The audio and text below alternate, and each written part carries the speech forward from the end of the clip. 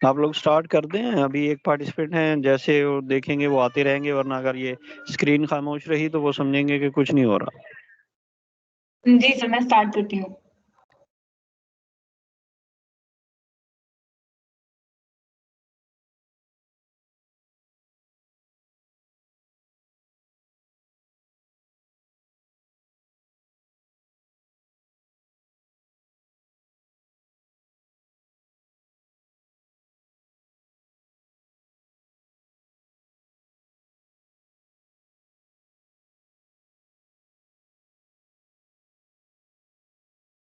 میم سارزہ میری آواز کلیئر ہے؟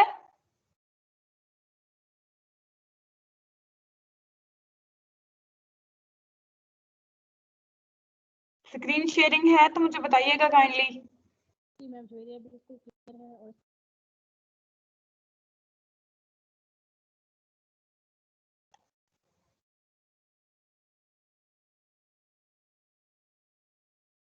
السلام علیکم ٹو آل آف یو. آج ہم لوگوں نے دیکھتے ہیں ایجوکیشن کے امپورٹنٹ ایم سی کیوز. میم سارزہ شاید سنڈے تھا اس وجہ سے, بٹ ہم نے لیکچر میں بتایا تو تھا کہ سنڈے کو کلاس ہوگی. تو بار بار لیکن بزی ڈے ہوتا ہے. چلیں کوئی نہیں, 2 اسٹوڈنٹ آئے ہوئے I think.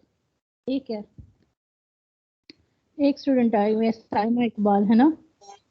G ma'am. Ma'am Saima start کریں.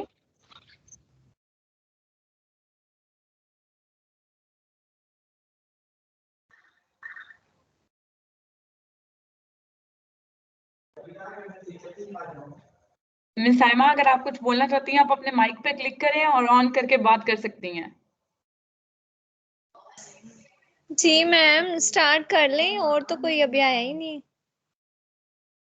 ہاں جی, بٹ ہم لوگوں نے بتا دیا تھا لاسٹ سیشن میں کہ ہم لوگوں کا جو سیشن 12 ربیع الاول کی وجہ سے پینڈنگ میں چلا گیا تھا وہ سنڈے کو ہوگا.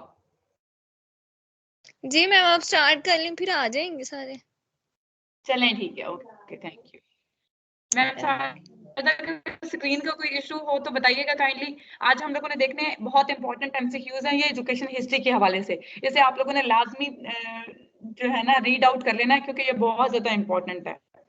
سب سے پہلا ایم سی کیوز ہے ہمارے پاس کہ وہ کون سا ٹیچنگ لرننگ میتھڈ ہے جو سب سے پہلے اسٹارٹ ہوا تھا, یا کیسے اسٹارٹ ہوا تھا, کب اسٹارٹ ہوا تھا. ٹھیک ہے, تو وہ جب سے حضرت آدم علیہ السلام کی پیدائش ہے تب سے لے کر آج تک ایجوکیشن کا یا لرننگ کا جو پروسیس ہے, ٹیچنگ لرننگ کا, وہ اسٹارٹ ہے. یعنی سیکھنے کا عمل جو ہے وہ تب سے اسٹارٹ ہے ان کی پیدائش سے, یعنی کہ سیکھا جاتا ہے. اس کے بعد یہ ہے کہ گریک جو 2 ایجوکیشنل سسٹم گریک میں تھے وہ کون کون سے تھے, ایتھنز اور اسپارٹا. ٹھیک ہے, یہ 2 تھے. اس کے بعد اس نے بتایا آپ لوگوں کو کہ اسکریٹ جو سسٹم تھا, میتھڈ تھا, وہ کون سی ٹیچنگ اسٹریٹجی میں لایا جاتا تھا, اس کا میتھڈ کون سا, سوالات جوابات کا تھا, کوشچن آنسر تھے وہ. اور اس کے بعد پلیٹو کس کا شاگرد تھا, اسٹوڈنٹ. ٹھیک ہے, سکریٹس کا. اس کے بعد ارسطوٹل کا بتایا گیا. الیگزینڈر ایک سائنٹسٹ ہے ہمارے پاس, وہ کس کے اسٹوڈنٹ تھے, ارسطوٹل کے. پلیٹو جو ہے سائنٹسٹ, وہ کب ان کی پیدائش کا پوچھا گیا ہے کہ وہ بورن, ان کی ڈیٹ آف برتھ جو وہ پیدا کب ہوئے تھے, 427 بی سی میں. ٹھیک ہے, اکثر وہ ایم سی کیوز میں ان کی پیدائش پوچھتے تھے بیکاز ان کا بہت بڑا رول ہے ایجوکیشن کو کی ہسٹری میں. ٹھیک ہے, تو وہ اکثر ان کی پیدائش ایم سی کیوز کے حوالے سے بہت زیادہ امپورٹنٹ ہے. ان کی ڈیٹ آف برتھ ہے, سوری ڈیٹ آف ڈیتھ ہے اس کے بعد 347 بی سی میں. ٹھیک ہے, یاد رکھیے گا کہ یہ جو ان کی ڈیٹ آف برتھ ہے اور ڈیٹ آف ڈیتھ ہے یہ بی سی ہے. ٹھیک ہے, اس کے بعد ارسطوٹل کی ہے 484 بی سی. اس کے بعد اکیڈمی ہے. ٹھیک ہے, یا جو ہسٹوریکل جہاں پہ جس کی وجہ سے وہ مشہور تھی, اس کا وہ کون تھے, کنہوں نے اس کی بنیاد رکھی تھی. ٹھیک ہے, تو کون سے سائنٹسٹ تھے جنہوں نے فاؤنڈ کیا تھا اس کو, یا بنایا تھا, یا فاؤنڈر تھے اس اکیڈمی کے, ارسطوٹل تھے. اس کے بعد جوہن جو تھے وہ پیدا کب ہوئے تھے, جوہن کا پورا نام پلسٹیزی. یہ اس کو ایکسنٹ میں کافی طریقے سے پڑھا جاتا ہے, پلسٹالزی بھی پڑھا جاتا ہے, پلسٹیزی بھی پڑھا جاتا ہے. ٹھیک ہے, تو یہ جوہن جو ہے وہ کب پیدا ہوئے, کہاں پہ پیدا ہوئے تھے, 1646 میں سوئٹزرلینڈ میں. اس کے بعد یہ فادر آف ووکیشنل ایجوکیشن ہے. اس کے بعد بتایا कि जोहन जो थे वो था 12 से 17 जहाँ पे उनकी बुक का नाम बताया गया है. जोहन जो थे उनका idea of experimental on practical ideas जो था वो कौन सा था वो बताया गया है. Normal school was founded bye, ठीक है, ये भी जोहन थे, इनका पूरा नाम जोहन प्लिस्टोजी था. तो इन्होंने बनाया था. नॉर्मल स्कूल वाज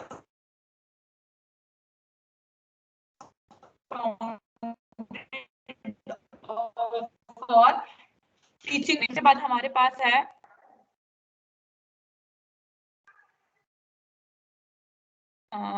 आप में से मुझे कोई अगर बताना चाहे, आप लोगों का माइक ऑन करके आप बोल सकते हैं. मिस साइमा अलमास और साइमा इकबाल, आप दोनों में से मुझे केजी का एब्रीविएशन कोई बताना चाहेगा?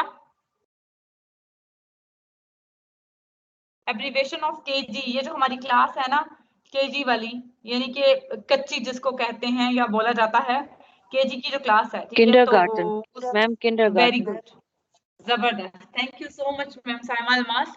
बिल्कुल ऐसा ही है. इसका नेक्स्ट एमसीक्यू जो था वो हमारा बिल्कुल इसी हवाले से था, इसलिए मैंने यहाँ रोक के आपसे एमसीक्यूज पूछ लिया है. ये एक ऐसा सवाल है कि ये आपसे इंटरव्यू में पूछा जाता है कि आप जॉब के लिए जा रहे हैं, आप टीचिंग के लिए जा रहे हैं, तो आप केजी का एब्रीविएशन बताएं. बहुत इंपॉर्टेंट क्वेश्चन है. Kindergarten school was established bye, सबसे पहले किसने किया था? यहाँ पे बताया गया है kindergarten was school of for किस तरह के बच्चों के लिए था? यंग चिल्ड्रंस के लिए था, ठीक है. और ये किसने बनाया था? मारिया ने बनाया था, ठीक है. मारिया मोंटेसरी, वो मोंटेसरी क्लास भी होती है, ठीक है, उसी के नाम पे ये जो है क्लास रखी गई थी. वो पीरियड कौन सा था उनका? 1870 से 1965 का. उसके बाद मारिया जो थी वो मारिया वो जो इटालियन प्रोफेशनल के लिहाज से, प्रोफेशन के लिहाज से उनका प्रोफेशनलिज्म जो था वो फिजिशियन थी, यानी डॉक्टर थी और एजुकेशनिस्ट थी. उसके बाद जो मारिया हैं उनका जो ये जो सिस्टम उन्होंने यंग चिल्ड्रंस का था, एजुकेशन सिस्टम का, ये किस वजह से था या क्यों बनाया गया था? एजुकेटिंग द यंग चिल्ड्रंस, ठीक है. उसके बाद जॉन डेवी, ये एक ऐसे साइंटिस्ट है हमारे पास जिनका एजुकेशन में बहुत बड़ा रोल है. 1859 से 1952 तक इनका जो पीरियड है वो. उसके बाद सबसे पहले हैंडीकैप चिल्ड्रंस को जो है स्कूल उनके लिए किसने बनाया था? मारिया ने बनाया था. हैंडीकैप कौन से स्टूडेंट्स होते हैं?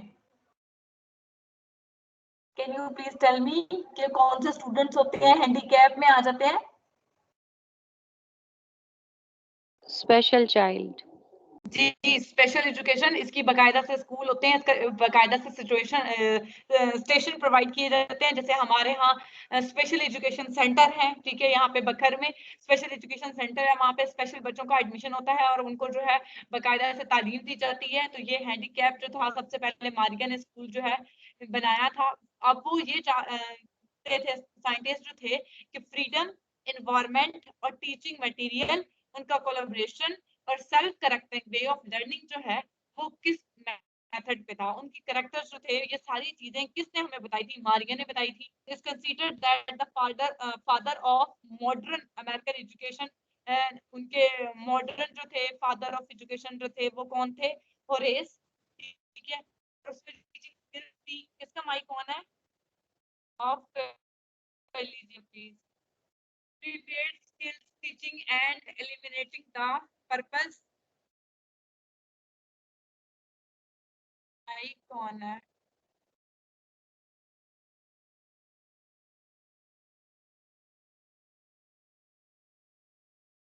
अब हमारे पास वो कौन सा पर्पस था? ये जो उनका स्कूल जो उन्होंने बताया वहाँ पे टीचर किस पर्पस के लिए रखे गए थे? टीचिंग के लिए. फेमस फिलोसफर जो थे या एजुकेशनिस्ट जॉन जो थे 1859 से 1952 बाद वो क्या थे? अमेरिका में, एक अमेरिका से ताल्लुक रखते थे, अमेरिकन थे. उसके बाद जो जॉन थे उनका वो कौन से जो है फेवर्स जो है उनको स्ट्रांगली प्रोवाइड करते थे? प्रॉब्लम सॉल्विंग और प्रोजेक्ट मेथड. सबसे ज्यादा इम्पोर्टेंस जो है वो प्रोजेक्ट मेथड को दी जाती थी. Project method of teaching was, वो क्या था? जोहन जो प्रोजेक्ट का मेथड था वो किसने दिया था? जोहन ने. The founder of Dalton school, और वो प्लान किसने किया था? हीलन ने. उसके बाद जो है ये डॉल्टन एक टेलर जो थे to tailor each student program to his interest, उसकी एबिलिटीज को मद्देनजर रखता है. उसको प्रमोट करना है मैम इंडिपेंडेंस आपकी वॉइस ठीक नहीं आ रही है। में। मेरी आवाज को कोई प्रॉब्लम है? नहीं मिस जवेरी, आपकी आवाज बिल्कुल क्लियर है। ठीक है, थैंक यू। क्लियर है मिस जवेरी आपकी आवाज। ठीक है मैम, ठीक है, थैंक यू सो मच। उसके बाद है होली प्रॉफिट। अजान हो रही है, 2 मिनट वेट कर लेते हैं, उसके बाद मैं स्टार्ट करती हूँ।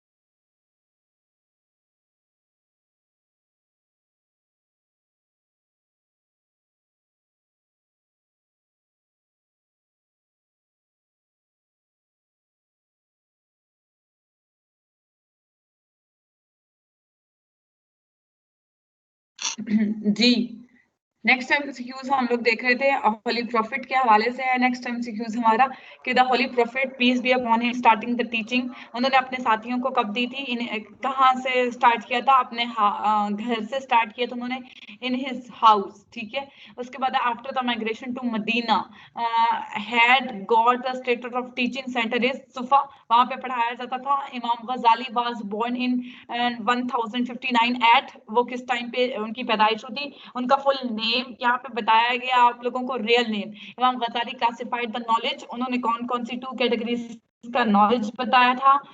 अकॉर्डिंग टू इमाम गजाली हदीस, कुरान, तफसीर, फिक्का, ये सारी चीजें किससे कंसर्न करती है? उनकी बुक से रिलेटेड है। किफाया उनकी फर्ज किफाया उनकी जो है, या फर्ज उनकी बुक जो थी वहां से उन्होंने उनका बताया था।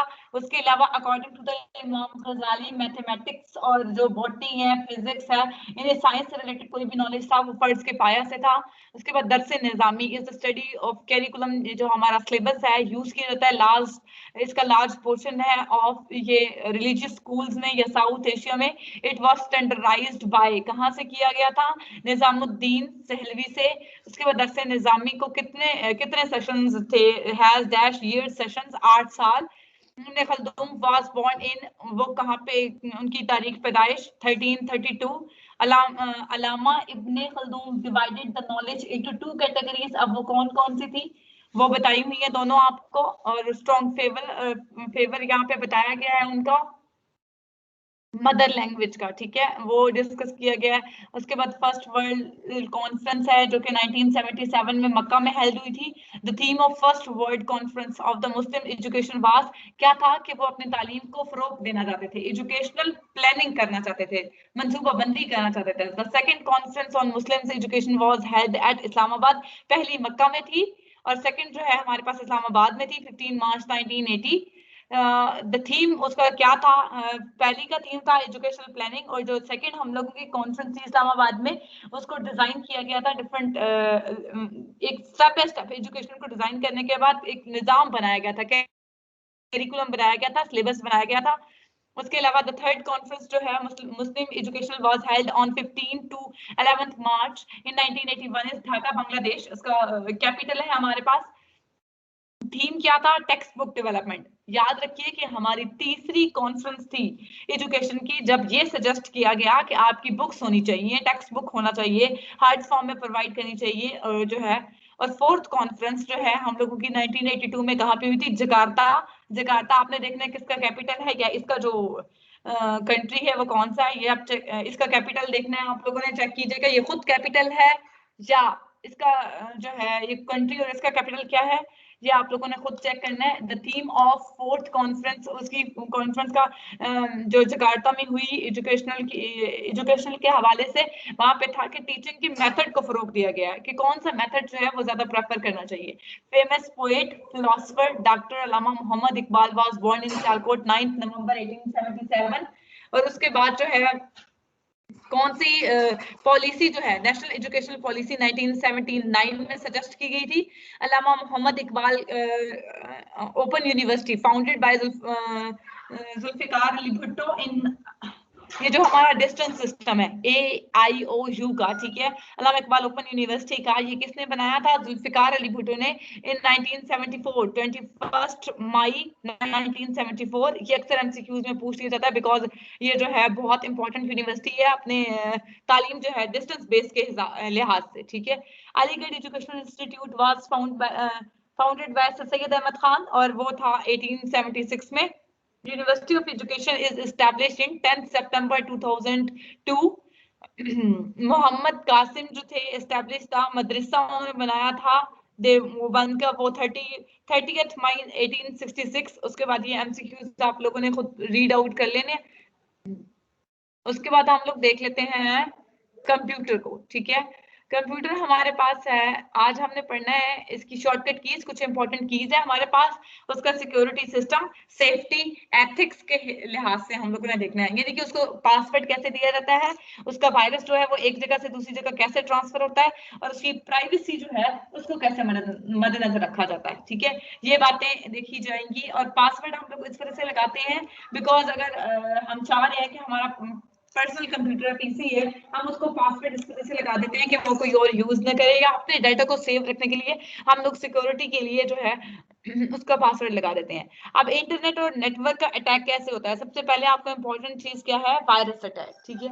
आपका कंप्यूटर कब इफेक्टेड होता है? जब आप कोई यूएसबी किसी और कंप्यूटर से यूज शुदा लगाते हैं और आपके पास स्कैनिंग का जो सॉफ्टवेयर है, स्कैन सॉफ्टवेयर जो है वो नहीं है, और आप विदाउट स्कैनिंग कोई भी यूएसबी ऑपरेट कर लेते हैं, उसको यूज करते हैं, उसको ओपन कर लेते हैं अपने लैपटॉप में या कंप्यूटर में, then your computer is infected, ठीक। वहां पे एक ऑप्शन भी आता है रेड कलर का हाईलाइटेड, ठीक है। तो सिस्टम आप लोगों का फेलियर हो जाता है और लाइट्स जो है वो थोड़ी सी डिसेबल हो जाती हैं।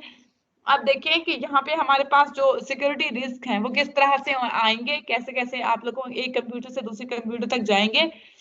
सॉफ्टवेयर, यानी कि कोई आपके कंप्यूटर से सॉफ्टवेयर थीव्स, यहाँ पे हार्डवेयर थीव्स है, यानी आपकी हार्ड कोई चुराना चाहता है, कोई उठाना चाहता है, तो उसको सेव करने के लिए सिक्योरिटी सिस्टम मैनेज किया गया है। उसके बाद एक ऐसी पर्सनालिटी जो आपको नहीं जानती, या कुछ ऐसे पर्सन यानी कि उनके साथ आपकी कम्युनिकेशन नहीं है, ठीक है, अनऑथराइज्ड है वो आपके यूज से या वायरलेस सिस्टम से, तो आप उनसे खुद को कैसे, अपने कंप्यूटर को कैसे बचा सकते हैं? इंफॉर्मेशन एक स्टोलन आइडेंटिटी, ठीक है, यानी कि वो जो कार्ड्स होते हैं इलीगल, आप यूं समझ दें जिस तरह से इलीगल इंफॉर्मेशन एक दूसरे को दी जाती है, इस तरह से जैसे कुछ वेबसाइट्स पे भी उन्होंने रिस्ट्रिक्शंस लगाई होती हैं, आप उसको ओपन नहीं कर सकते without you are not approving the requirements, ठीक है। आप जब तक उसको अप्रूव नहीं कर लेते हैं, जब तक उसको अप्लाई नहीं कर लेते हैं, आप उसको फॉलो नहीं कर लेते हैं, आप उस वेबसाइट को ओपन नहीं कर सकते हैं, ठीक है।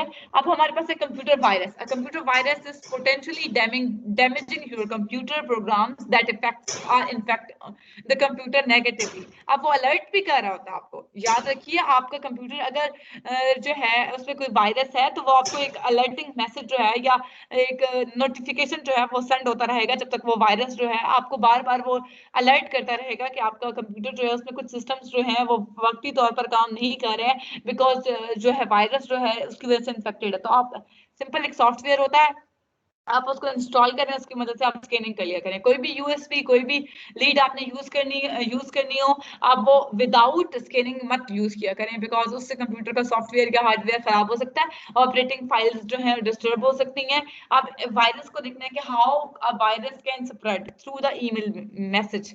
जरूरी नहीं है कि आपको यूएसबी लगाएं या आप कोई वायरस लगाएं, वो वायर लगाएं तो तभी जाके आपका वायरस, आपका कंप्यूटर जो है वो एक वायरस की वजह से इन्फेक्टेड हो जाए।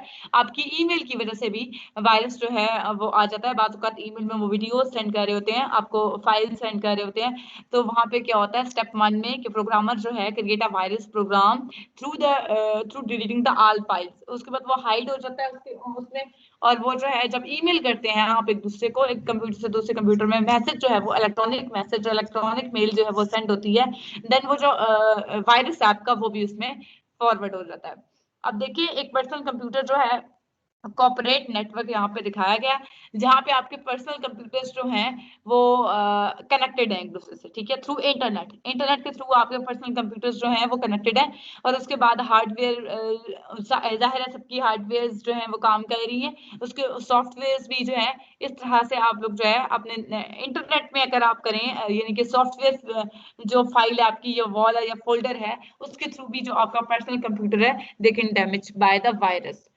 एथिक्स और सोसाइटी क्या कहती है हमें कि as with my powerful technology, जाहिर है ये आज के दौर में जैसे जैसे जनरेशन जो है कंप्यूटर की जनरेशन 1 2 3 जैसे वो इंक्रीज कर रहे हैं वक्त के साथ साथ, उसमें कुछ ना कुछ जो है एम्पावरमेंट आ रही है, ठीक है। तो हम लोग ये देखते हैं कि उसमें कौन से बैड इंटेंशंस होते हैं, कौन से गुड इंटेंशंस, और बाज़ वक़्त ऐसा होता है कि वो टेक्नोलॉजी में दोनों चीजें होती हैं कि अगर हम उसका यूज जो है अच्छे से ना करें तो हमारे पास वो बैड इंटेंशन में आ जाता है, और अगर उसका यूज हम अच्छे तरीके से करें, सिर्फ अपनी लिमिट्स को जानते हुए यूज करें, दैट तो फिर वहां पे क्या होगा कि गुड इंटेंशंस जो है वो इंक्लूडेड होंगी। तो ये एथिक्स में आता है कि अगर आप एक आईफोन यूज कर रहे हो, अगर आप एक लैपटॉप यूज कर रहे हो, अगर आप नेट यूज कर रहे हो, तो आप एथिक अदब या मैनर्स में आ जाता है ये कि आप बैड इंटेंशन से यूज कर रहे हो या गुड इंटेंशन से यूज कर रहे हो, ठीक है। उसके बाद ये है कि कंप्यूटर एथिक्स नॉर्मल गाइडलाइन, एक गाइडलाइन होती है जिसमें कंप्यूटर को how to use an information system, how to use your information system, और उसके बाद एक अनऑथोराइज्ड कंप्यूटर यूज कैसे किया जाता है, यानी कि फॉर एग्जांपल आप हैक कर रहे हैं कोई सिस्टम का, आप सॉफ्टवेयर्स को चुरा रहे हैं, उसके अलावा नेटवर्क्स को डिस्टर्ब कर रहे हैं, ये इस तरह का कोई काम कर रहे हैं जो इलीगल है, तो वहां पे आप लोग जो है अपने मैनर्स को मद्देनजर रखते हुए वो काम मत करें, बिकॉज वो बैड इंटेंशंस में आ जाते हैं। इंफॉर्मेशन सिस्टम और डेवलपमेंट द प्रोग्राम्स, वहां पे लैंग्वेज में कैसे आता है कि system is a set of component, एक सेट ऑफ कंपोनेंट जहाँ पे हमारे कॉमन गोल होता है जो उसको हम अचीव करना चाहते हैं, ठीक है। अब बिजनेस में बहुत सारी टाइप्स है सिस्टम की, जैसे कि हम लोग अगर एक कंपनी जो है वो चला रहे हैं तो हमारी पेमेंट हम लोगों ने भेजनी है, रिसीव करने वालों को कस्टमर्स है उनके साथ डील करना है, पे रोल जो है उसको देना है। जैसे हम लोग क्या है, हम लोग गवर्नमेंट एम्प्लॉइज हैं, ठीक है। अगर हम लोगों की गवर्नमेंट जॉब है और हमारी जो सैलरी है वो बकायदा एक थ्रू प्रॉपर चैनल जो है वो बैंक में ट्रांसफर कर दी जाती है, बकायदा से चेक बुक होती है, उसको चेक किया जाता है, उसके बाद वो हम तक पहुंचती है, तो बिल्कुल एक ये सिस्टम डेवलपमेंट है, ठीक है। कि एक एम्प्लॉय जो है वो आपका कस्टमर जो है या पेमेंट रिसीवर जो है, आप उसको कैसे पेमेंट करेंगे, उसका पे रोल जो है कैसे आगे बढ़ाएंगे चेक्स के जरिए, या जो भी उसका प्रोसेस है उसको कैसे आप सेव कर सकते हैं, ठीक है। वगैरह से इसके सिग्नेचर की चेकिंग मशीन होती है, ठीक है। आप वो सिग्नेचर को स्कैन किया बाद जो है आपका चेक अप्रूव होने के बाद आपको सैलरी जो है वो मिल जाती है, बाय हैंड आपको दे दी जाती है। कलेक्शन ऑफ, यहाँ पे क्या होता है इंफॉर्मेशन सिस्टम में, हार्डवेयर है आपके पास, सॉफ्टवेयर है, डाटा और पीपल प्रोसीजर्स हैं जहाँ पे to produce a quality information, ठीक है। वो क्या है, शॉर्ट टर्म है, लॉन्ग टर्म है, आप उसको खुद डिवाइड कर सकते हैं, देख सकते हैं। अब हमारे पास ये system development life cycle SDLC, यहाँ पे हम लोग क्या देखेंगे, हमारे पास 5 फेसेस हैं जो बहुत ज्यादा इंपॉर्टेंट है सिस्टम डेवलपमेंट के हवाले से, ठीक है। सिस्टम डेवलपमेंट में सबसे पहले प्लानिंग की जाती है, देन उसको एनालाइज किया जाता है, जायजा लिया जाता है, उसके बाद उसको डिजाइन किया जाता है, देन उसकी इंप्लीमेंटेशन होती है कि आया इस चीज को इंप्लीमेंट करना चाहिए या नहीं, और उसके बाद ऑपरेटिंग सिस्टम, और उसके बाद सिक्योरिटी होती है। जैसे कि फॉर एग्जांपल कोई भी चीज एक नई आप प्लान करते हो, जैसे अब हम लोगों की जो प्राइवेट इंस्टीट्यूट्स हैं और जो गवर्नमेंट इंस्टीट्यूट है उनका सिलेबस जो है वो एक जैसा रखा गया, ये प्लानिंग हुई, ठीक है। कमेटीज ने आपस में बैठ के मीटिंग की, काउंसिल्स में बाकायदा से उनकी मीटिंग होने के बाद, काउंसिल में मीटिंग होने के बाद उसका जायजा लिया गया, एवेलुएट किया गया, एनालाइज किया गया, उसके बाद डिजाइनिंग दी गई है उसको एक प्रिंटिंग की सूरत में, उसके बाद जो है इंप्लीमेंट किया गया है सिस्टम को, एसएनसी को, और उसके बाद जो है उसको सपोर्ट किया जा रहा है और उसको फेवर किया जा रहा है, ठीक है। उसके बाद हमारे पास क्या है कि सिस्टम डेवलपमेंट कैसे होती है, आप देख सकते हैं आपके सामने जो स्क्रीन पे है वो सबसे पहले है प्लानिंग। आप प्लानिंग कर रहे हैं, यहाँ पे क्या होगा, एक दूसरे की सजेशन ली जाएंगी, ऑनगोइंग एक्टिविटी है, ठीक है। आप जब चाहें आप मशवरा कर सकते हैं, उसके बाद आप उसको एनालाइज कर सकते हैं, then it would be designable, और उसके बाद जो है उसकी इम्प्लीमेंटेशन होगी, तब जाके एक डेवलपमेंटल सिस्टम जो है वो ऑपरेट होगा। ये हमारे पास कंप्यूटर का एक छोटा सा टॉपिक जो रह रहा था, ऑलमोस्ट आप लोगों का सिलेबस जो है वो कंप्लीट हो गया है। इसकी शॉर्टकट कीज देख लेते हैं। पावर पॉइंट में शॉर्टकट कीज, जैसे अभी मैं आपके सामने स्लाइड्स को मूव करती हूँ या शो करती हूँ स्लाइड पे, तो F5 को प्रेस करती हूँ व्यू द स्लाइड शो के लिए। शिफ्ट कंट्रोल और होम को प्रेस करेंगे तो आपके पास जो कर्सर जहां से स्टार्ट हो रहा है एक्टिव टेक्स्ट बॉक्स जो है उसको वो सिलेक्ट किया जाएगा। और उसके बाद अगर आप एंड बटन को करते हैं तो जो आपका कर्सर है वो एंड से एक्टिव टेक्स्ट बॉक्स जो है आपका उसको सिलेक्ट कर लेगा। और स्लाइड्स पावर पॉइंट में S stop for slide show, press S to restart the slide show. F5 से आप स्टार्ट करेंगे और स्टॉप आप करेंगे और रीस्टार्ट करेंगे एस के बटन से। एस्केप आप स्टार्ट करते हैं, इसके प्रेस करते हैं, जैसे मैं इसको एस्केप करना चाहती हूँ then I press escape. Escape को प्रेस करोगे तो जो करंट विंडो आपके सामने होगी वो बैक हो जाएगी। कंट्रोल ए से क्या होगा कि सिलेक्ट द ऑल आइटम और पेजेस टू द एक्टिव, यानी कि सिलेक्ट आपने करना है जो भी आपके पास आइटम्स हैं जो डॉक्यूमेंट्स है आप उसको सिलेक्ट करेंगे जो आपकी करंट विंडो है उससे। करंट डायलॉग बॉक्स है, करंट टेक्स्ट बॉक्स है जो भी आप बी प्रेस करना चाहते हैं उसको बोल्ड के लिए प्रेस किया जाएगा, आपकी राइटिंग स्टाइल के लिए बोल्ड के लिए प्रेस किया जाएगा। देन आपने कंट्रोल एफ टू फाइंड और रिप्लेस, आप कुछ भी फाइंड करना चाहते हैं या रिप्लेस करना चाहते हैं। शिफ्ट और क्लिक ईच स्लाइड, आप उसको शिफ्ट और क्लिक के साथ आप उसको एक स्लाइड से दूसरी you can create a more than one slide, ठीक है। उसके बाद कंट्रोल एच से आप लोग फाइंड कर सकते हैं या रिप्लेस कर सकते हैं, कंट्रोल एफ से भी कर सकते हैं। और कंट्रोल आई से आप इटैलिक करेंगे उसकी जो राइटिंग स्टाइल है। देन कंट्रोल एम से इंसर्ट अ न्यू स्लाइड, आप न्यू स्लाइड को बना सकते हैं, क्रिएट कर सकते हैं। कंट्रोल एन से आप न्यू ब्लैंक प्रेजेंटेशन के पेज को ओपन कर सकते हैं। कंट्रोल ओ से open for dialog box. Control T से आप क्या करेंगे, फाउंड द डायलॉग बॉक्स जो भी ओपन होगा। यू से अंडरलाइन होता है, बी से कट होता, सॉरी डी से पेस्ट होता है। Control plus W close for presentation और control plus Y repeat the entire last command. Home में आप कर्सर मूविंग, आपका जो भी लाइन जहां पे कर्सर है वो बिल्कुल beginning of the current text आ जाएगा, ठीक है। उसके बाद अगर आप एंड पे प्रेस करेंगे तो वो करंट टेक्स्ट या करंट लाइन के बिल्कुल एंड पे चला जाएगा। कंट्रोल होम को आप प्रेस करेंगे तो वो बिल्कुल आपकी starting point of your presentation cursor वहां मूव कर जाएगा। उसके बाद एंड को आप प्रेस करेंगे तो वो एंड पे शिफ्ट हो जाएगा। शिफ्ट और क्लिक को आप एट अ टाइम प्रेस करेंगे then you can select more than one slide in a presentation. F1 पे आप लोग डायलॉग बॉक्स को ओपन कर सकते हैं फॉर योर हेल्प। ये थी आपकी पावर पॉइंट की प्रेजेंटेशन, ठीक है। सॉरी शॉर्टकट कीज जो है पावर पॉइंट की थी। उसके बाद हम इस्लामियात को देख लेते हैं। ये बुक मैं आपको फॉरवर्ड कर दूंगी, क्लास 4 से आपके पास सेकेंड ईयर तक ये बुक है, ठीक है, जहाँ पे बहुत सारा मटेरियल है। आप इसको रीड करें, इसमें बहुत सारी इंपॉर्टेंट बातें हैं जो यहाँ बताई गई हैं। इस्लामियात में सबसे पहले है कुरान मजीद के हवाले से बेसिक क्या है हमारे पास कि कुरान मजीद में कुल कितने पारे हैं 30, कितनी मंजिलें हैं 7, कुरान मजीद में कुल कितनी सूरतें हैं 114, वो हरूफ जो अलग अलग करके अदा किए जाए उन्हें हरूफ मुकत्तियात कहते हैं, यानी अलिफ लाम मीम स्वाद अलिफ लाम रा, इस तरह के जो अल्फाज हैं उन्हें हरूफ मुकत्तियात बोला जाता है। सूरत जो अलिफ लाम मीम से स्टार्ट हुई है उनका आगाज हुआ है सूरत लुकमान, सजदा, अर्रूम, अल-कबूत, अल-इमरान और अल-बकरा, ठीक है। ये आप लोगों की जो सूरतें हैं वो अलिफ लाम मीम से स्टार्ट हो रही हैं, ठीक है। उसके बाद कुरान मजीद अरबी ज़बान में नाज़िल हुआ, दूसरा 16वें रुकू पर मुश्तमिल है, यानी उसकी 16 जो है उसकी रुकू हैं। उसके बाद हम देखते हैं कि तीसरे पारे का आगाज, यानी तीसरे पारे का नाम, तीसरे पारे का नाम उन्होंने बताया है कि वो कहाँ से स्टार्ट होता है। तिलकर रसूलु, सूरतुल बकरा आया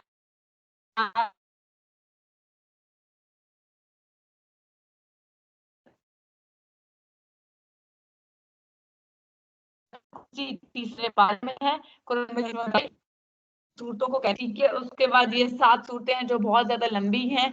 उसके बाद उन्होंने बताया कि वो सूरतें जिनकी आयात की तादाद 100 से ज्यादा है। उसके बाद वो सूरतें जिनकी आयात की तादाद 200 से ज्यादा है और वो सूरतें जिनकी इंफॉर्मेशन है अबाउट कुरान मजीद। कुरान मजीद में कुल 5 सूरतें ऐसी हैं जिनका आगाज कुल से हुआ, यानी 4 कुल और एक सूरत और भी है जो कुल से स्टार्ट हो रही है।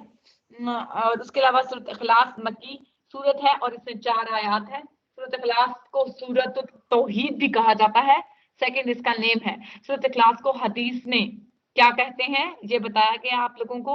सूरत इखलास को 3 बार पढ़ने से पूरे कुरान मजीद का सवाब है, ठीक है। उसके बाद है कुरान मजीद में कुल 14 सजदे हैं। समीउल्लाह के मायने अल्लाह ताला ने सुन ली, ठीक है। अल्लाह समद के मायने अल्लाह ताला बेनियाज है। उसके बाद कुल के मायने आप लम यलिद वलम यूलद, ना किसी का बाप है और ना किसी का बेटा। वलम यकुल्लाहु कुफुवन अहद, और कोई उसका हमसर नहीं, हमें मायने बराबर एक। उसके बाद यहाँ पे बिल्कुल बॉक्स में छोटी सी इंफॉर्मेशन जो है वो आपको बताई गई है, वो है कुरान मजीद की सबसे छोटी सूरत सूरतुल कौसर, और वो 3 आयत पर मुश्तमिल है। कुरान मजीद की सूरत कौन सी सूरत है जिसमें मक्खियों का जिक्र है? कुरान मजीद की सूरत में एक सूरत जिसमें हजरत सुलेमान रज़ी अल्लाह अन्हा का जिक्र है। कुरान मजीद की सूरत काफ में हजरत मूसा अलैहिस्सलाम का वाकिया जो है वो हजरत खिज़र अलैहिस्सलाम का वाकिया जो है वो बताया गया है। कुरान मजीद की सूरत तौबा में ग़ज़वा तबूक का जिक्र है, और कुरान मजीद की सूरत अनफाल में ग़ज़वा यानी जंग बदर का जिक्र है, और उसके अलावा वो जो कुफार से रिलेटेड उनके सवालात थे उनका जिक्र है। हजरत मोहम्मद सल्लल्लाहु अलैहि वसल्लम को खातमुन नबीयीन कहा जाता है। हजरत आदम अलैहिस्सलाम को अबुल बशर का लक़ब दिया जाता है। हजरत इब्राहीम अलैहिस्सलाम को अल अंबिया कहा जाता है। हजरत याकूब अलैहिस्सलाम का लक़ब इसराइल है।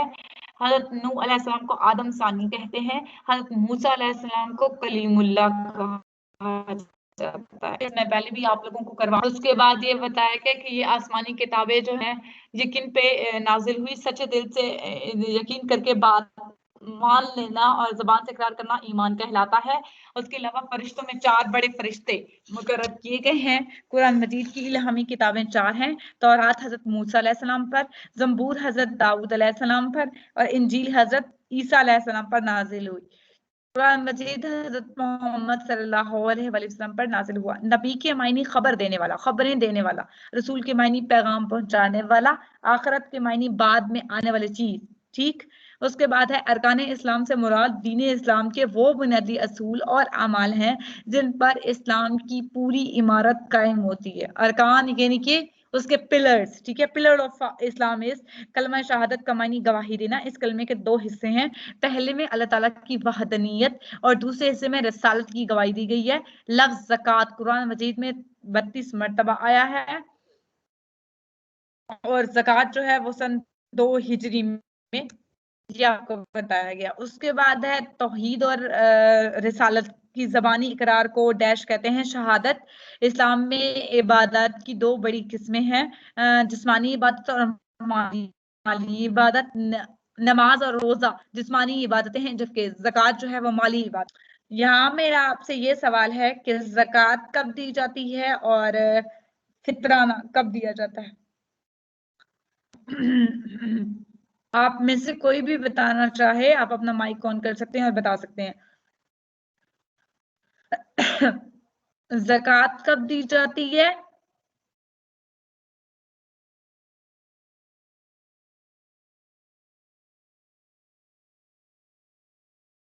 और फितराना कब दिया जाता है?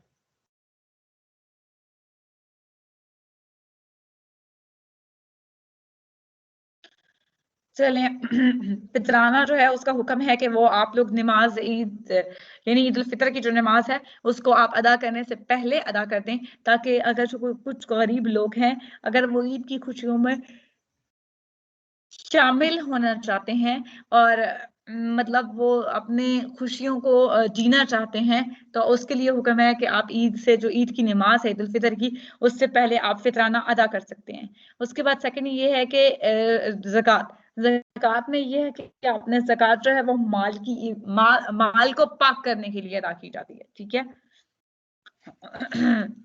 ज़कात में सोने की मिकदार 7.5 तोले और चांदी पर 52.5 तोले। ज़कात किसको दी जाती है? 8 मसारे फैंस के। इस्लाम में हकूक की 2 किस्में हैं, अल्लाह ताला के हकूक और बंदों के हकूक, आप में से कोई बताना चाहेगा दोनों में डिफरेंस क्या है? अल्लाह ताला के हकूक और बंदों के हकूक।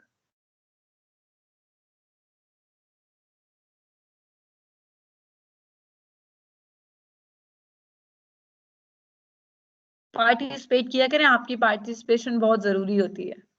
जी मिस साइमा आप ही बोलें।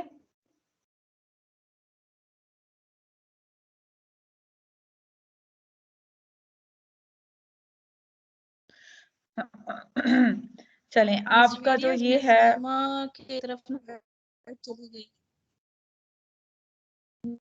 जी मैम ठीक है।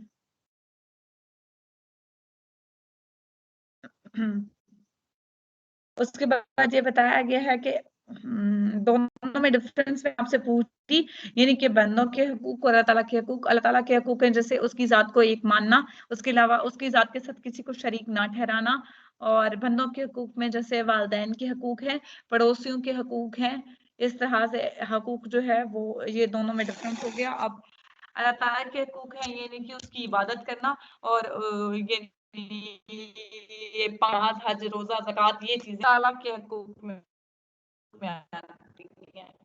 उसके बाद है बंदों के हकूक जो है वो आप लोग जैसे वालिदैन के हकूक है, उनकी इबादत, उनके आगे उफ ना करने का हुक्म है, ये वालिदैन ये बंदों के हकूक में आ जाते हैं। आप उनके हकूक अदा, किसी का हक ना मारना।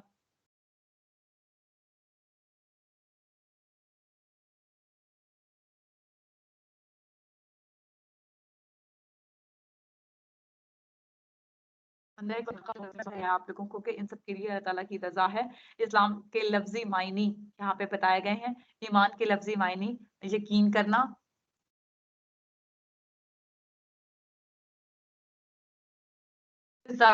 तुझे बेहतरीन अजर दे। आप इन अल्फाज को जिंदगी जज़ाकल्लाहु खैर, ठीक है, क्योंकि ये बहुत छोटा सा जुमला है और इसका अजर जो है वो बहुत ज्यादा है। रब जितनी इल्मा, ऐ मेरे परवरदिगार मेरे इल्म में इजाफा फरमा। मक्की सूरतें और मदनी सूरतें, मक्की सूरतें वो सूरतें हैं जो आप सल्लल्लाहु अलैहि वसल्लम के हिजरत से पहले नाजिल हुई थी। मदनी सूरतें वो हैं जो आप सल्लल्लाहु अलैहि वसल्लम की हिजरत के बाद नाजिल हुई थी। कुरान मजीद की सबसे पहले उतरने वाली आयत जो है वो इकरा बिस्म रब्बिकल लज़ी खलक है। कुरान मजीद की सबसे आखिरी आयत जो है जो उतरी वो थी लास्ट आयत, ठीक है, वत्तकू यौमन तरजूना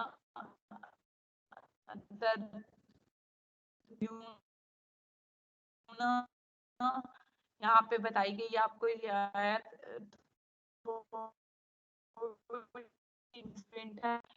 तस्बीह यानी एक होना। कुरान मजीद में अहज़ाब है 60,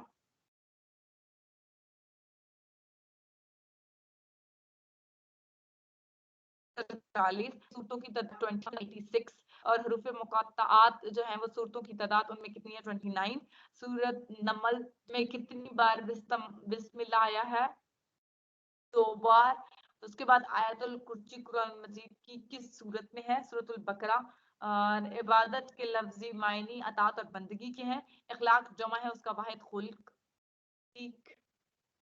उसके बाद अक़दा, अकीदा के लफ्जी मायनी यानी कि अक़द से ये लफ्ज निकला है, तो अक़द का मतलब होता है गिरा लगाना, ठीक है, बांध देना। तो ये अकीदा के लफ्जी मायनी गिरा लगाई हुई चीज। इस्लाम के बुनियादी अरकान जो अकायद जो है वो 5 है। इस्लामी अकायद में कौन सा है? अकीदा तौहीद। इस्लाम के पुख्ता नजरियात किसको कहते हैं? अकायद को। तौहीद की कुरान मजीद की इस सूरत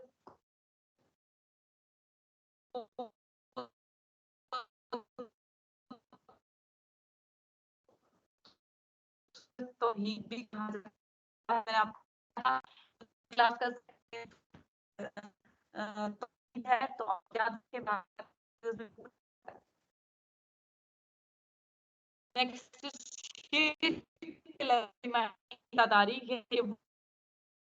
है रसूलुल्लाह के मायने पैगाम देने वाला, नबी के मायने खबर देने वाला।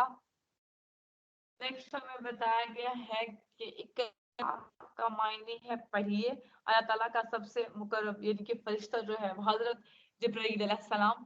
वही के लफ्जी मायने चुपके से कोई चीज जो है वो नाजिल जब होती थी, वही यानी कि चुपके से। اس کے بعد اقرا پڑھیے. اقرا میں ہے کہ نہیں ہوں. سب سے پہلے نازل ہونے والی سورت جو ہے وہ سورت الگ ہے. تو کون سے چچازاد بھائی تھے آپ کے حضرت ختیجہ کے جنہوں نے سب سے پہلے آپ کو نبی جو ہے وہ بتا دیا تھا, وقت سے پہلے بتا دیا تھا کہ یہ جو ہے نبی ہیں؟ آپ میں سے کوئی بتانا چاہے گا؟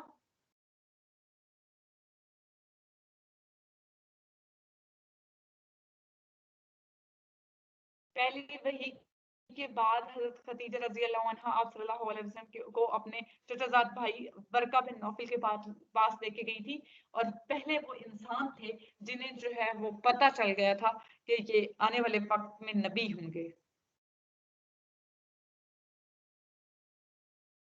آخر حضرت محمد صلی اللہ علیہ وسلم پر سب سے پہلی وحی غار حرا میں نازل ہوئی. ورقہ بن نوفل جو تھے تو رات اور انجیل کے بہت بڑے عالم کے بعد بتایا گیا کہ مکہ مکرمہ میں سب پہلی کاتب وحی حضرت ابی بن کعب رضی اللہ عنہ پہ تھی, نازل ہوئی تھی, یعنی کہ وہ تھے کاتب وحی, لکھنے والے جو تھے, سیو کرنے والے جو تھے.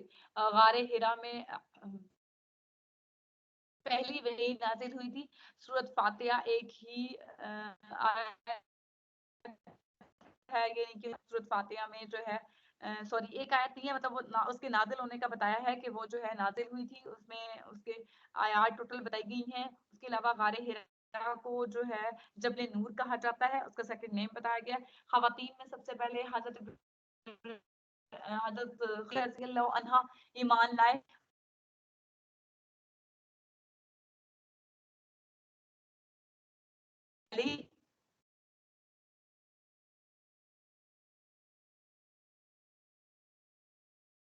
رضی اللہ عنہ ان کے منہ بولے بیٹے. سب سے پہلے حضرت ابو بکر صدیق رضی اللہ عنہ.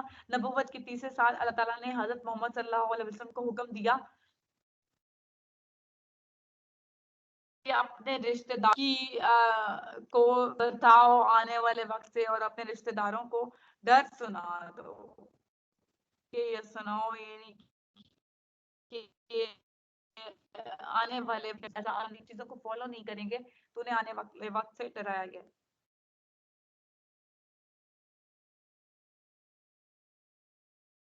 حضرت علی رضی اللہ عنہ نے جب اسلام قبول کیا, بچوں میں سب سے پہلے کیا 10 سال کی عمر تھی جب انہوں نے اسلام قبول کیا. حضرت ابو بکر صدیق رضی اللہ عنہ کا پیشہ جو ہے وہ تجارت تھا. حضرت محمد صلی اللہ علیہ وسلم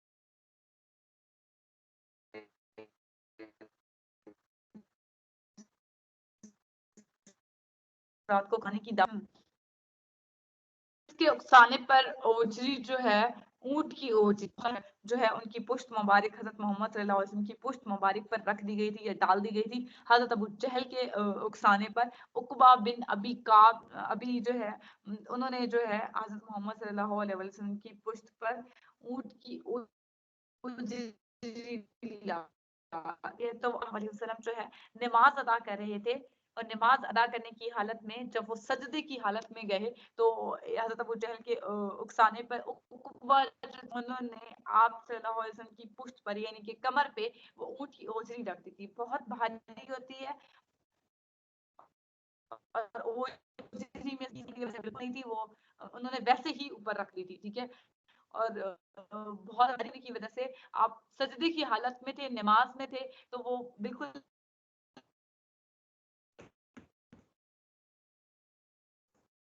آپ فاطمہ رضی اللہ عنہ کو محترمہ جو ہے حضرت بی بی فاطمہ ان کو بتایا, پھر وہ دوڑتی ہوئی آئی اور انہوں نے وہ اونٹ کی اوجری اپنے والد کی پیٹھ سے ہٹائی, تب جا کے آپ نماز کی حالت میں آسانی سے نماز ادا کر. حضرت بلال رضی اللہ عنہ مشہور جو تھے, ان کا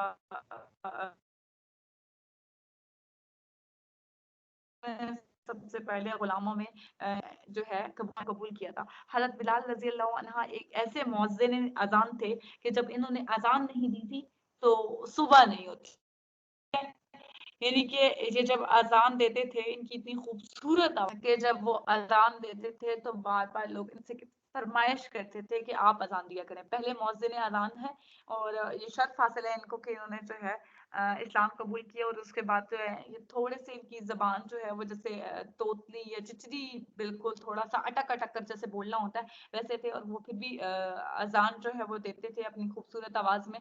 तो लोगों ने बातें करना शुरू की कि उनकी जबान को लेकर, तो वो जो है उन्हें थोड़ा सा परेशानी हुई। तो परेशानी होने के बाद जो है वो थोड़ा सा अफसरदा होने के बाद उन्होंने कहा, सोचा कि नमाज अजान मैंने नहीं देनी, तो वो अजान नहीं देने गए थे। तो अजान जब उन्होंने नहीं दी थी तो सुबह जो है वो नहीं होती थी, सूरज जो है वो नहीं निकलता था, इतनी नाराजगी हो गई थी अल्लाह ताला की।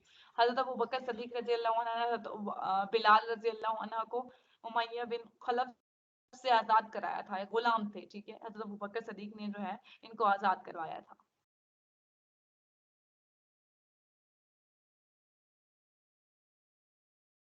हिजरत के हवाले से है नेक्स्ट के नबूवत के 5वें साल 11 मर्द 4 खवातीन ने पहली बार जो है हबशा की तरफ हिजरत की है। उसके बाद अलकाब आपको बताए गए हैं। हजरत आदम अलैहिस्सलाम को सफ़ाउल्लाह, हजरत इब्राहीम अलैहिस्सलाम को अबूल अंबिया यानी खलीलुल्लाह कहा जाता है। हजरत इस्माइल रजी अल्लाह अन्हा को ज़बीउल्लाह, हजरत ईसा अलैहिस्सलाम को रूहुल्लाह और हजरत दाऊद अलैहिस्सलाम को खलीफा जो है कहा जाता है। हजरत नूह अलैहिस्सलाम को अबुल बशर, हजरत यूनुस अलैहिस्सलाम को लॉर्ड ऑफ फिश यानी कि ज़ुन्नूरैन, हजरत उस्मान रजी अल्लाह अन्हा को ज़ुन्नूरैन कहा जाता है। हजरत अबू बकर सदीक को इमामुल उम्मत, हजरत अली अलैहिस्सलाम जो है असदुल्लाह यानी अल्लाह ताला का शेर, हजरत हुसैन जो है वो शबीर यानी कि जन्नत के शहजादे जो हैं, और सबसे पहले जो है वो प्यासों को पानी पिलाने का जो दर्जा है वो भी इन दोनों नवासों को है। पहला सजदा कुरान मजीद के 9वें पारे में सूरत अहराफ में है। और सूरत तौबा एक ऐसी सूरत है जो बगैर बिस्मिल्लाह के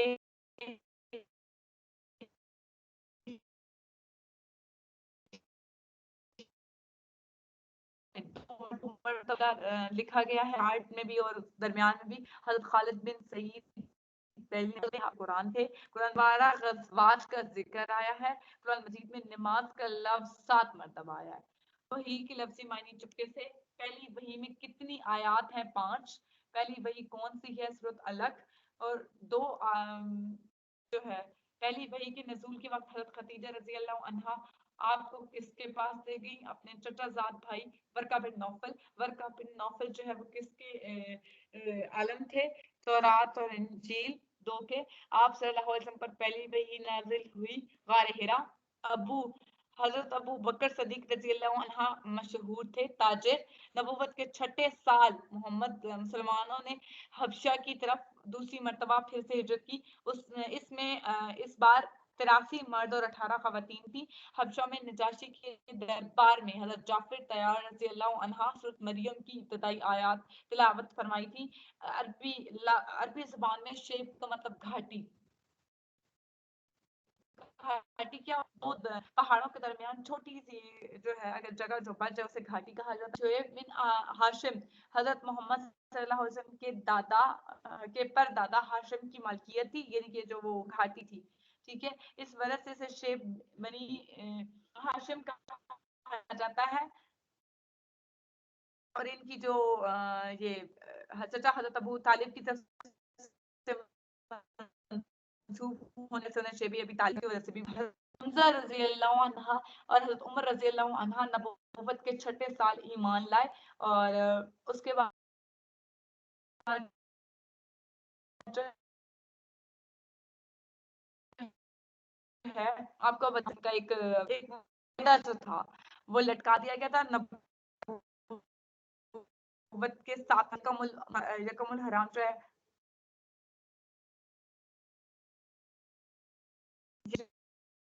में लटका दिया गया था। और फिर क्या हुआ कि वो जो खा लिया था, दीमक लग गई थी उसको, और वो जो है कुरैश के सरदारों की तरफ की ने जो वो लटकाया था उसको दीमक जो है वो खा गई थी। खदीजा रज़ी अल्लाह अन्हा के भतीजे कभी कभी घाटी में छुपके से खुराक भिजवा देते थे, यानी कि इस घाटी में मुसलमानों को 3 साल तक कैद रहना पड़ा। आमुल हुस्न उस साल को कहा जाता है जिसमें हज़रत मोहम्मद सल्लल्लाहु अलैहि वसल्लम के चचा हज़रत अबू तालिब, बीवी हज़रत खदीजा रज़ी अल्लाहु अन्हा और जो है उनकी वफात हो गई, तो उस साल को गम का साल कहा जाता है जी। उसके बाद है कि बनु हाशिम में हज़रत सिर्फ अबू लहब ने अपने खानदान वालों का साथ ना दिया और अबू लहब का इंतकाल शबी अबी तालिब के वाक़ये के 6 माह बाद हुआ, यानी वो बहुत ज्यादा कमजोर हो गए थे वहां पे जब कैद रहे, उसके बाद जो है उनकी डेथ हो गई थी। सफर ताइफ के हवाले से नेक्स्ट क्वेश्चन है हमारे पास, इनको देख लेते हैं। सफर ताइफ नबुव्वत के 10वें साल हज़रत मोहम्मद सल्लल्लाहु अलैहि वसल्लम के ताइफ के सफर पर रवाना हुए से जनूब की तरफ 112 किलोमीटर के फासले पर एक मकाम ताइफ के हज़रत मोहम्मद सल्लल्लाहु अलैहि वसल्लम के साथ हज़रत ज़ैद बिन हारिस थे। ताइफ में हज़रत मोहम्मद सल्लल्लाहु अलैहि वसल्लम के 3 सरदारों से मुलाकात हुई जो तीनों भाई थे, ठीक है। ताइफ से 5 किलोमीटर के फासले पर उकबा बिन रबी का बाग था, जिसके में आप हज़रत मोहम्मद सल्लल्लाहु अलैहि वसल्लम के जो कि हज़रत मोहम्मद सल्लल्लाहु अलैहि वसल्लम के चचा थे, इसमें एक ईसाई गुलाम अदस ने हज़रत मोहम्मद सल्लल्लाहु अलैहि वसल्लम को अंगूरों का गुच्छा दिया था। अदस उस गुलाम का नाम है जो आपके साथ सफर पे था, ठीक है। हजात बिन यूसुफ का ताल्लुक ताइफ के एक कबीले से था जिसने कुरान मजीद में एराब लगवाई थी। उसके बाद मेराज है, सफर मेराज के हवाले से हैं कुछ बातें, और उसके बाद ये अशरफ मुबश्शर, जी मैं पहले ही आपको बता चुकी हूँ कि वो 10 सहाबी हैं जिनको जन्नत की खुशखबरी जो है वो आप सल्लल्लाहु अलैहि वसल्लम ने अपनी जिंदगी में दे दी थी। मेराज की मेराज बुलंदी पर चढ़ने को कहते हैं, ठीक है। मेराज का वाकया नबुव्वत के 10वें साल रजब के 27वीं रात को पेश आया था। मेराज के सफर के 2 मरहले हैं, इसरा और मेराज। इसरा वो मरहला है जिसमें अल्लाह ताला हज़रत मोहम्मद सल्लल्लाहु अलैहि वसल्लम को एक ही रात में मस्जिद हराम से मस्जिद अक्सा तक ले। उसके बाद है मेराज। मस्जिद अक्सा से हज़रत मोहम्मद सल्लल्लाहु अलैहि वसल्लम को उसी रात आसमानों पर उनसे भी ऊपर के सफर के लिए बुलाया गया था। मस्जिद अक्सा को बैतुल्लाह भी कहते हैं, ये मुसलमानों का अवल किबला था। है जो जिस जानवर के जरिए हज़रत मोहम्मद सल्लल्लाहु अलैहि वसल्लम ने मेराज का सफर किया उसे बुराक कहते हैं, यानी बहुत तेज दौड़ता है ये घोड़े। जिस तरह से हमारे यहाँ घोड़े को बहुत ज्यादा तेज माना जाता है कि उसकी रेस जो है, रेस के हवाले से इसको ये बहुत ज्यादा तेज दौड़ता है।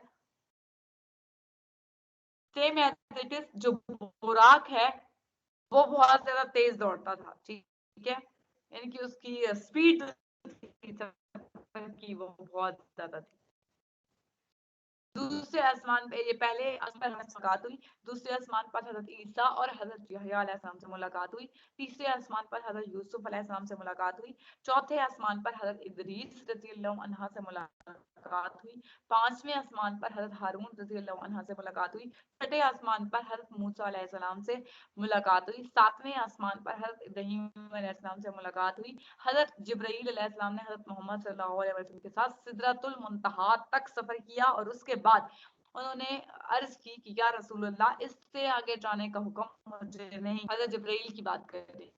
उन्होंने अर्ज की कि या रसूलुल्लाह, सिदरतुल मुंतहा तक मुझे आपके साथ आने की इजाजत है, इससे आगे जाने की मुझे इजाजत नहीं है। नमाज वाकया मेराज के दौरान पेश आई। और उनके सहाबा कराम की तरफ से मक्का से यसरब की तरफ जाने के अमल को कहा गया है, जो 12 रबीउल अव्वल से 13 नबवी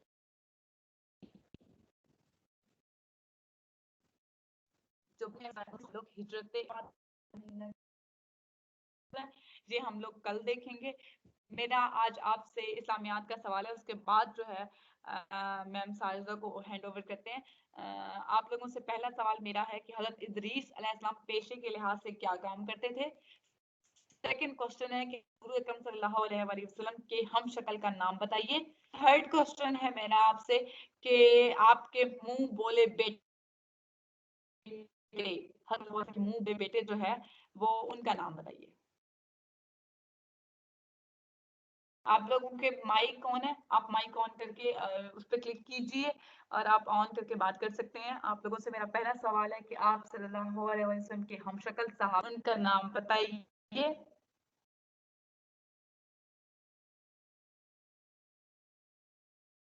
کوئی بھی بتا سکتا ہے. اب اپنے مائک آن کر کے بتا سکتے ہیں.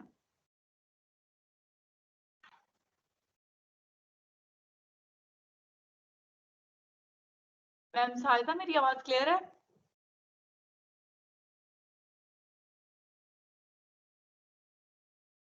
میم ساجدہ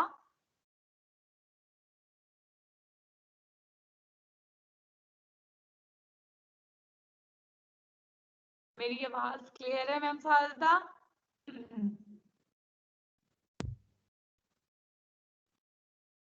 آپ لوگوں سے میم ساجدہ شاید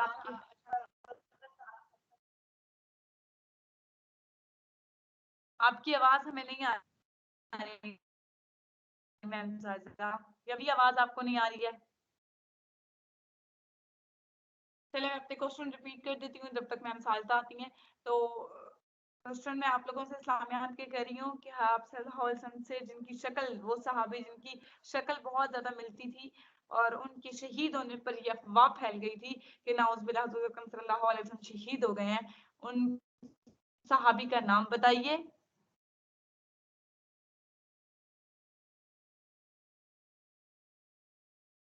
اور اس کے علاوہ میں نے آپ سے جن کا ذکر قرآن مجید میں ہوا ہے وہ بتائیے. اور حضرت ادریس علیہ السلام پیشے کے لحاظ سے کیا کام کرتے تھے؟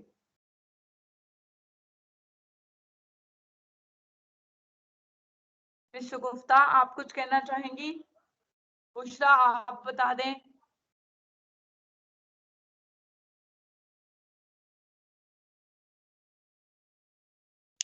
السلام علیکم میم. آج اصل میں نے لیکچر اٹینڈ نہیں کیا، میں بزی تھی بہت، ابھی فری ہوئی ہوں، تو آج میں نے لیکچر اٹینڈ نہیں کیا، اس لیے میرا کوئی کوشچن نہیں ہے.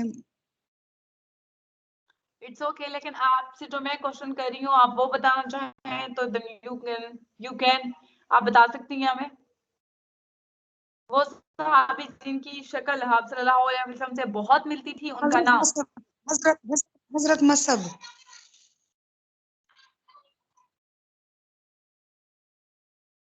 میم حضرت مصعب کی شکل ملتی تھی نا؟ جی جی بالکل، ہاں جی بشرا بالکل صحیح بتا رہی ہیں آپ.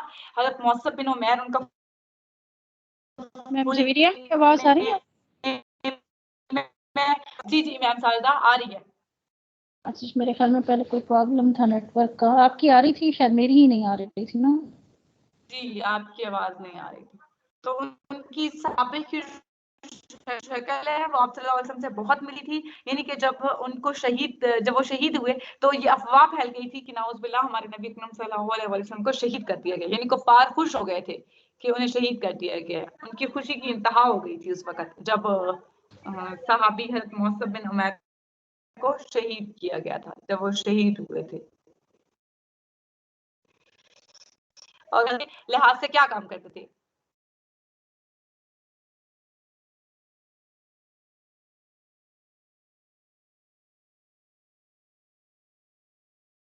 چلیں ٹھیک ہے. میم ساجدہ آپ شاید اسٹرینتھ نہیں ہے آج، اس وجہ سے تھوڑا سا ڈسٹرب ہو رہا ہے ہم لوگوں کا لیکچر. میم ساجدہ آپ اسٹارٹ کیجیے. جی میری آواز کلیئر ہے؟ آپ اسکرین آف جی کریں میم اپنی. کلیئر ہے. جی میم آف کر دیے میں. آپ اسکرین آف کریں پھر. جی میم آف کر دیا میں نے. جی میں کر رہی ہوں. سب سے پہلے سب کو السلام علیکم. آج تو میرا بھی گلا کافی خراب ہے. میم ایکچولی یہ موسم چینج ہو رہا ہے نا، اور بارش، اس طرف بارش ہوئی ہے؟ بارش نہیں ہے ابھی یہاں پر، ہماری لیکن طرف بھی ٹھنڈی بارش ہوائیں. نہیں ہوئی ہے. ہاں جی ہوا بارش ہو بہت زیادہ تھی آج. چلیں جی اسٹارٹ کرتے ہیں. میم زویریہ کا لیکچر اٹینڈ ہو گیا. بسم اللہ الرحیم. آج ہم اپنا جو ہے ایس ایس ٹی کا جو لیکچر ہے وہ تو کامیابی ہو جائے. ہمیں محنت کرنی چاہیے، انشاءاللہ تعالیٰ کامیابی ضرور ملے گی. ہمارا آج کا جو لیکچر ہے وہ ہے جنوبی ایشیا میں مسلمان، مسلم ساؤتھ ایشیا. میم کلیئر ہے نا آواز؟ جی جی میم سارا کلیئر ہے. اسٹارٹ لیتے ہیں جی. اس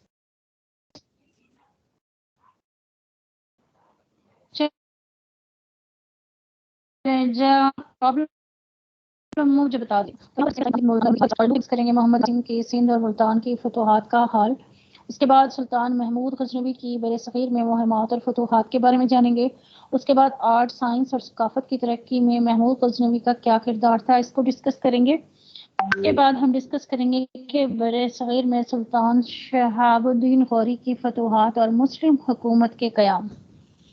اور پھر ہم وہ ڈسکس کریں گے بر صغیر میں سلطان قطب الدین ایبک اور سلطان شمس الدین التمش کی دور حکومت میں مسلم حکومت کے قیام اور استحکام.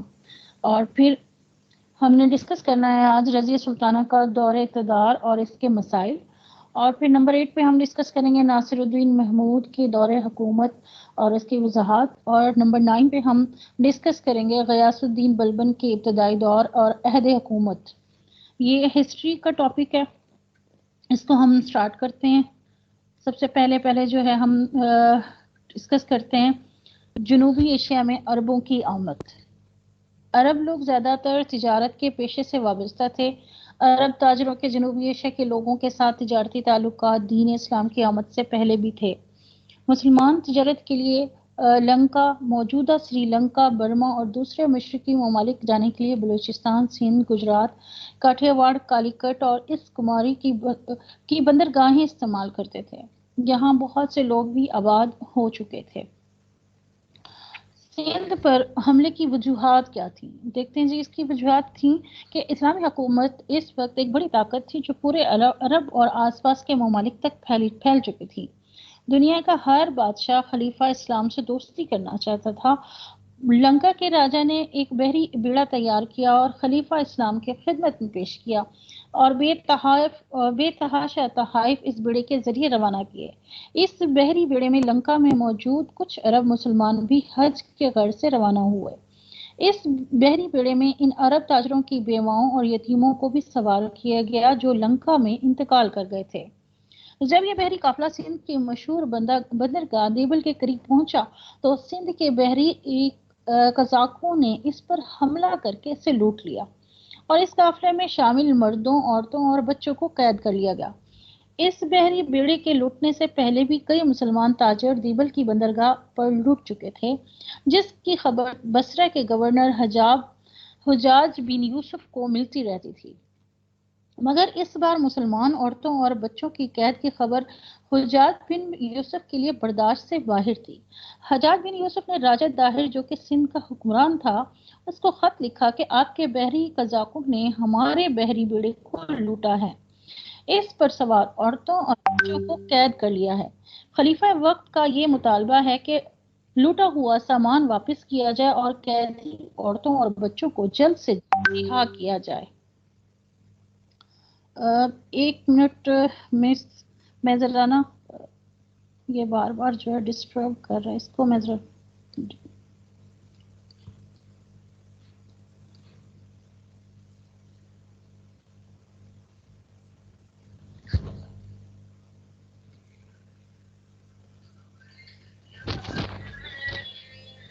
اچھا جی. اس کے بعد کیا تھا کہ جب یہ خط راجہ داہر کو پہنچا تو اس نے جواب دیا کہ میرا ان بحری قزاقوں پر کوئی اختیار نہیں ہے.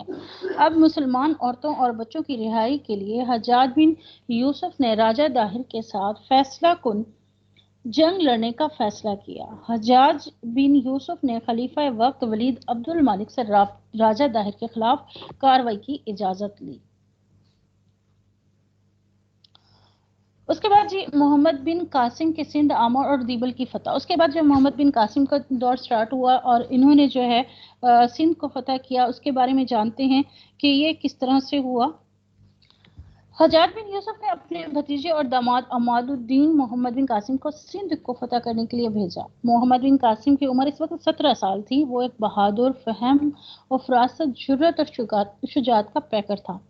محمد بن قاسم کے فوجی دستے میں 12,000 مجاہدین، 30,000 اونٹ، آگ لگانے والے تیر اور بھاری پتھر پھینکنے والے منجیقیں شامل تھیں۔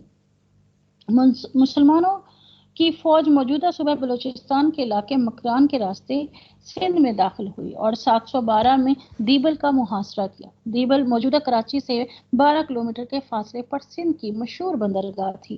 اس وقت یہ چھوٹا سا شہر تھا جو کہ تجارتی، ثقافتی اور مذہبی سرگرمیوں کا مرکز تھا۔ شہر کے وسط میں ایک مندر تھا۔ اس مندر پر ایک سرخ رنگ کا جھنڈا ہر وقت لہراتا رہتا تھا۔ ہندوؤں کا یہ عقیدہ تھا کہ جب تک یہ جھنڈا مندر پر لہراتا رہے گا کوئی بھی نقصان نہیں پہنچا سکتا۔ محمد بن قاسم نے اپنی فوج کو حکم دیا کہ بڑی منجیق العروج سے مندر پر لگے ہوئے جھنڈے کو نشانہ بنایا جائے۔ منجیق سے اس وقت بڑے بڑے پتھر دور تک پھینکے جا سکتے تھے۔ یہ ایک گن ٹائپ جو ہے ان کا جو تھا ویپن تھا جس سے وہ پتھر پھینکتے تھے۔ اسے ایک بڑا پتھر جھنڈے کو لگا جس سے یہ نیچے آ گرا۔ اب ہندوؤں کے حوصلے پست ہو گئے۔ عرب مسلمان قلعہ کی دیواریں اور دروازے توڑ کر اندر داخل ہو گئے۔ اللہ تعالیٰ نے مسلمانوں کو فتح عطا کی۔ قیدی عورتوں اور بچوں کو رہا کر دیا گیا اور محمد بن قاسم کے اس حسن سلوک سے متاثر ہو کر بہت سے لوگ مسلمان ہو گئے۔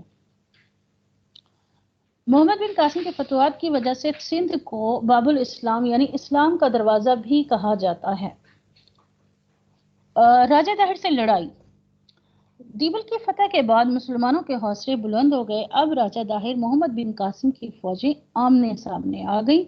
طاہر کی فوجوں کے پاس زیادہ تر ہاتھی تھے۔ مسلمانوں نے ان پچکاریوں سے آتش گیر مادہ پھینکنا شروع کیا جس کی وجہ سے دشمن کی فوج میں افراتفری پھیل گئی۔ ان ہاتھیوں نے اپنے سواروں اور اپنی فوجوں کو ہی کچل دیا۔ راجہ طاہر اپنے بہت سے عزیز و اقارب اور سرداروں کے ساتھ مارا گیا۔ اس کے بعد جو ہے ملتان کی فتح۔ ملتان کا صوبہ بھی راجہ طاہر کی حکومت کا ایک حصہ تھا۔ یہ تجارت کا بہت بڑا مرکز تھا۔ راجہ طاہر کے چچا کا بیٹا ملتان کا حاکم تھا۔ اس نے 2 ماہ تک اسلامی لشکر کا مقابلہ کیا لیکن آخرکار ڈر کر بھاگ گیا۔ محمد بن قاسم نے عام معافی کا اعلان کر دیا۔ ملتان کی فتح میں محمد بن قاسم کو بے شمار مال غنیمت ملا۔ اس نے مال کا کثیر حصہ فوج میں بانٹ دیا، باقی حصہ دیبل کے راستے عراق روانہ کر دیا۔ یہاں پر اس کا جو ہے میپ بھی نظر آ رہا ہے آپ کو۔ اس کے بعد محمد بن قاسم کے حملے کے اثرات کیا نکلے، اب ان کا اثرات کا تھوڑا سا جائزہ لے لیتے ہیں۔ محمد بن قاسم کے فتوحات کے بعد بر صغیر میں اسلام بہت تیزی سے پھیلا۔ عربوں نے فتح سندھ کے بعد مذہبی آزادی، فیاضی، حسن سلوک، رواداری، انصاف اور انسانوں سے محبت کا ثبوت دیا۔ اس کی مثال تاریخ میں مشکل سے ملتی ہے۔ اس کا نتیجہ یہ نکلا کہ بہت سے برہم اور بدھ مت مسلمان ہو گئے۔ فتح سندھ سے سندھ کے لوگوں کو تہذیب اور تعلیم و تربیت کا سبق ملا۔ فتح سندھ کے بعد بے شمار علماء کرام، تاجر اور صنعت کار عرب سے آ کر سندھ میں آباد ہو گئے۔ عرب کے لوگ زراعت کے شعبے میں ماہر تھے جس کی وجہ سے اناج کی پیداوار میں مزید اضافہ ہوا اور خوشحالی آنے لگی۔ محمد بن قاسم کی وفات۔ محمد بن قاسم صرف 3 سال سندھ میں رہا۔ وہ اپنی فتوحات کا سلسلہ جاری رکھنا چاہتا تھا مگر 714 میں حجاج بن یوسف وفات پا گئے۔ 715 میں سلیمان بن عبد الملک تخت نشین ہوا جو کہ حجاج بن یوسف کا مخالف تھا۔ خلیفہ کے حکم کے مطابق محمد بن قاسم کو سندھ سے گرفتار کر کے عراق لایا گیا جہاں یہ فاتح سندھ قید تنہائی میں وفات پا گیا۔ اس کے بعد دور شروع ہوتے ہیں۔ سلطان محمود غزنوی کے دور کو دیکھ لیتے ہیں۔ سلطان محمود غزنوی 971 میں پیدا ہوئے اور ان کے باپ کا نام سبکتگین تھا۔ وہ بچپن ہی سے عسکری تربیت حاصل کر کے صرف 7 سال کی عمر میں اپنے باپ کے ساتھ متعدد جنگوں میں شرکت کر چکے تھے۔ سبکتگین نے اپنی بیماری کے ایام میں اپنے چھوٹے بیٹے اسماعیل کو غزنی کا حکمران بنا دیا گیا۔ اسماعیل کو غزنی کا حکمران بنایا. پھر سبکتگین کے وفات کے بعد محمود نے اپنے چھوٹے بھائی سے حکومت چھین لی اور خود 997 میں تخت نشین ہوا. اس وقت محمود غزنوی کی عمر صرف 26 سال تھی. وہ فطری طور پر فاتحانہ انداز رکھتا تھا. وہ شروع ہی سے نڈر، انصاف پسند، علوم و فنون کا دلدادہ اور اعلیٰ درجے کا منتظم تھا. محمود غزنوی نے برِ صغیر پاک و ہند پر 17 حملے کیے، جس میں سومناتھ کے مندر پر حملہ اور اس کے اہم ترین حملوں میں سے ایک ہے. وہ ہر بار کامیاب رہا، مگر اس نے یہاں مستقل حکومت قائم نہ کی. پھر سومناتھ کی فتح. 1026 میں محمود غزنوی نے سومناتھ کے مندر پر حملہ کیا. سومناتھ کا مندر گجرات میں کاٹھیا واڑ کے ساحلی علاقے پر واقع تھا. سومناتھ کے لفظی معنی چاند دیوتا کے ہیں. سومناتھ کے مندر میں شیوا جی کا بڑا بت رکھا گیا تھا. جب محمود غزنوی نے سومناتھ پر حملہ کیا تو پہل ہندوؤں نے کوئی مزاحمت نہ کی، کیونکہ ان کا عقیدت تھا کہ جو بھی سومناتھ پر حملہ کرے گا اسے شیوا جی جو ہے تباہ و برباد کر دیں گے. مگر بعد میں ہندوؤں نے مسلمان فوج کا ڈٹ کر مقابلہ کیا. کئی روز کی جنگ کے بعد مسلمانوں نے سومناتھ پر قبضہ کر لیا. اس میں چھوٹی سی انفارمیشن ہے کہ آپ جانتے ہیں کہ ہندو مذہب میں تمام بتوں سے بڑھ کر سب سے بڑے اور اہم بت کو شیوا جی کہتے ہیں. سومناتھ کی فتح کے بعد بہت سے ہندو محمود غزنوی کی خدمت میں پیش ہوئے اور التجا کی کہ ہمارے شیوا جی کو مت توڑیں، اس بت کے وزن کے برابر جواہرات لے لیں. اس موقع پر محمود غزنوی نے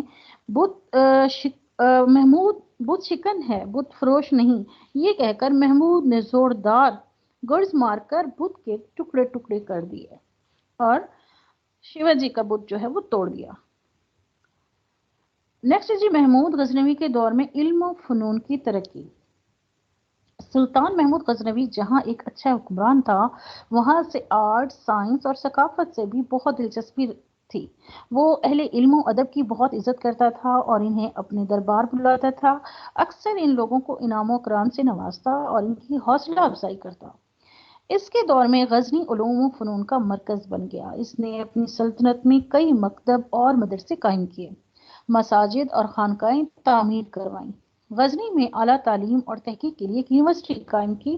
اس کے دور میں غزنی میں بڑے بڑے شاعر، علماء، مورخین، سائنسدان، ریاضی دان، علم نجوم کے ماہر اور حکماں موجود تھے. البیرونی بھی محمود غزنوی کے درباریوں میں شامل تھا، جو کہ اعلیٰ سائنسدان، ریاضی دان، تاریخ دان، ماہر فلکیات، علم نجوم اور سنسکرت و ہندی کے علوم کا ماہر تھا.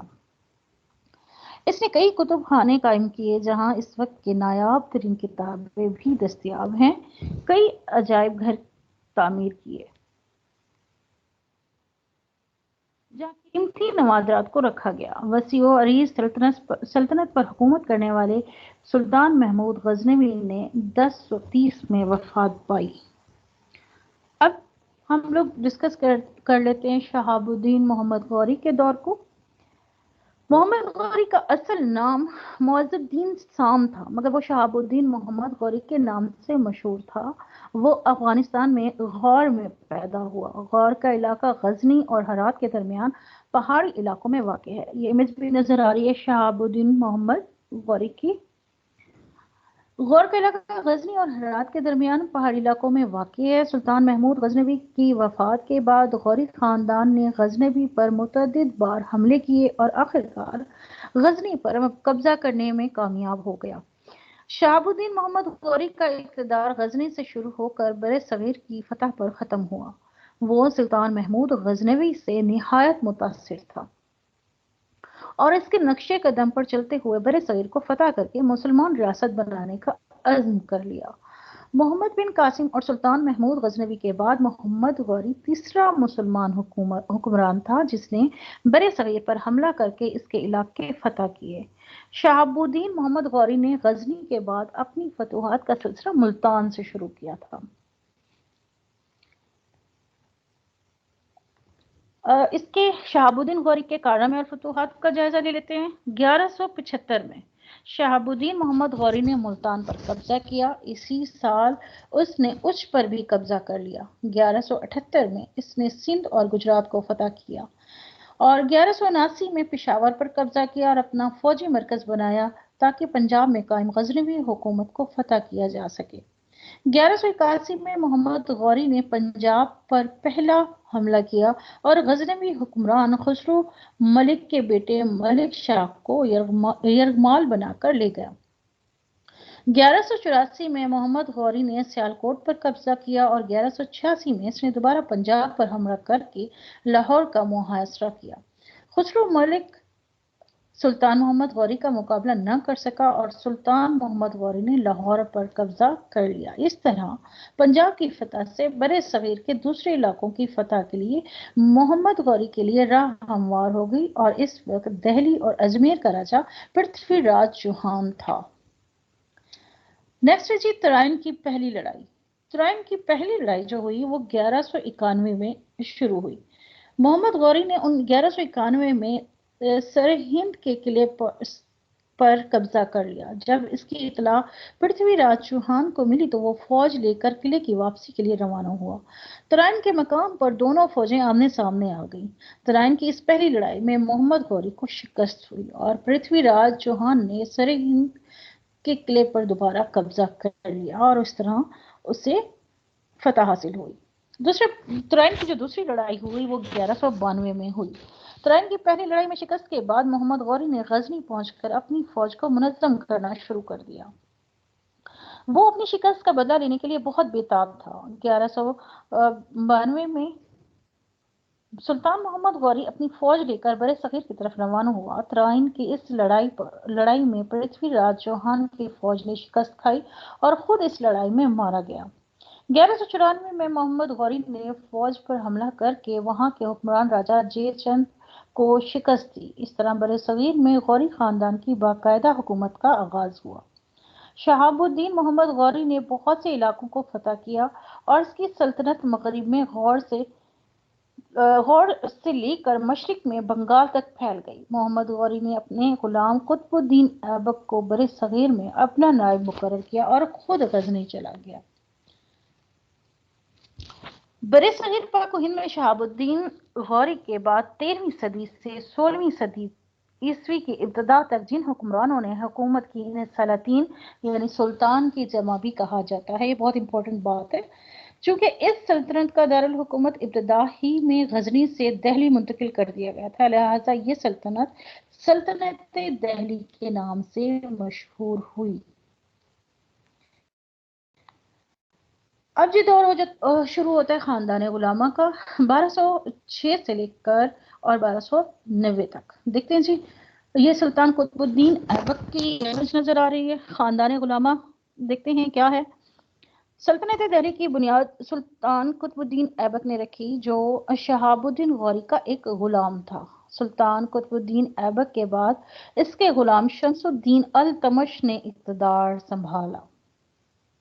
سلطان التمش کی وفات کے بعد اس کے خاندان کے 4 سلاطین ایک کے بعد دیگرے قتل کر دیے گئے اور 5ویں حکمران ناصر الدین محمود کی وفات کے بعد سلطان التمش کے غلام غیاث الدین بلبن نے اقتدار سنبھالا، اور جو خاندان غلامہ کا آخری بڑا سلطان تھا۔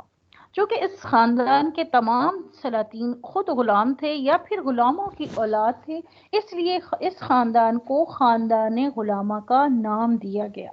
یہ سلطانوں کے غلام تھے اور انہوں نے یہ سنبھالی، تو اس لیے ان کو یہ ٹائٹل ملا، لقب ملا خاندان غلامہ کا۔ سلطان قطب الدین ایبک بھی ان میں سے ایک ہے۔ سلطان قطب الدین ایبک ترک نسل سے تعلق رکھتا تھا، وہ نڈر جرنیل تھا۔ ان خداداد صلاحیتوں کی بدولت سلطان شہاب الدین غوری نے اسے برے صغیر میں اپنا نائب مقرر کیا۔ سلطان شہاب الدین غوری کے بعد اس نے محض اپنی قابلیت کی بنیاد پر اقتدار سنبھالا۔ اس نے سیاسی مشکلات پر قابو پانے کے لیے مخالفین سے رشتہ داریاں قائم کی۔ سلطان کے اچھے اخلاق اور فیاضی کی وجہ سے اس کے بدترین دشمن بھی اس کے گرویدہ ہو گئے۔ وہ ایک بہترین منظم اور سیاستدان تھا، وہ مذہبی رواداری کا قائل تھا۔ اس کے کارنامے دیکھ لیتے ہیں، فتوحات دیکھ لیتے ہیں۔ سلطان قطب الدین ایبک نے جب 1206 میں اقتدار سنبھالا تو اس وقت پائے تخت غزنی تھا۔ وہ پہلا حکمران تھا جس نے سیاسی ضرورت کے پیش نظر دہلی کو دارالحکومت بنایا۔ ایک غلام کی تخت نشینی کو ترک افسران اور عمرہ نے سخت ناپسند کیا، لہذا اس نے حکومت سنبھالتے ہی ناراض عمرہ کی مفادات کو فوقیت دی، جس سے ایک اہم سیاسی گروہ غیر مؤثر ہو گیا۔ اس کی تخت نشینی پر سلطان شہاب الدین غوری کی آزاد کردہ غلام تاج الدین یلدوز اور ناصر الدین قباچہ بھی خوش نہیں تھے۔ وہ خود اقتدار کے خواہشمند تھے، لہذا یلدوز نے غزنی اور قباچہ نے اچ اور ملتان میں اپنی اپنی بادشاہت کا اعلان کر دیا۔ ان حالات میں سلطان قطب الدین نے بہترین رویہ اختیار کیا اور دونوں سے ٹکراؤ سے گریز کیا۔ سلطان قطب الدین ایبک نے سیاسی چپکلش کو ختم کرنے کے لیے یلدوز کی بیٹی سے شادی کی اور قباچہ کے ساتھ سیاسی تناؤ ختم کرنے کے لیے اپنی بہن کی شادی اس سے کر دی۔ سلطان کے سیاسی بصیرت سے بنگال کے راجپوت راجاؤں نے بھی اس کی اطاعت قبول کر کے خراج دینا منظور کر لیا۔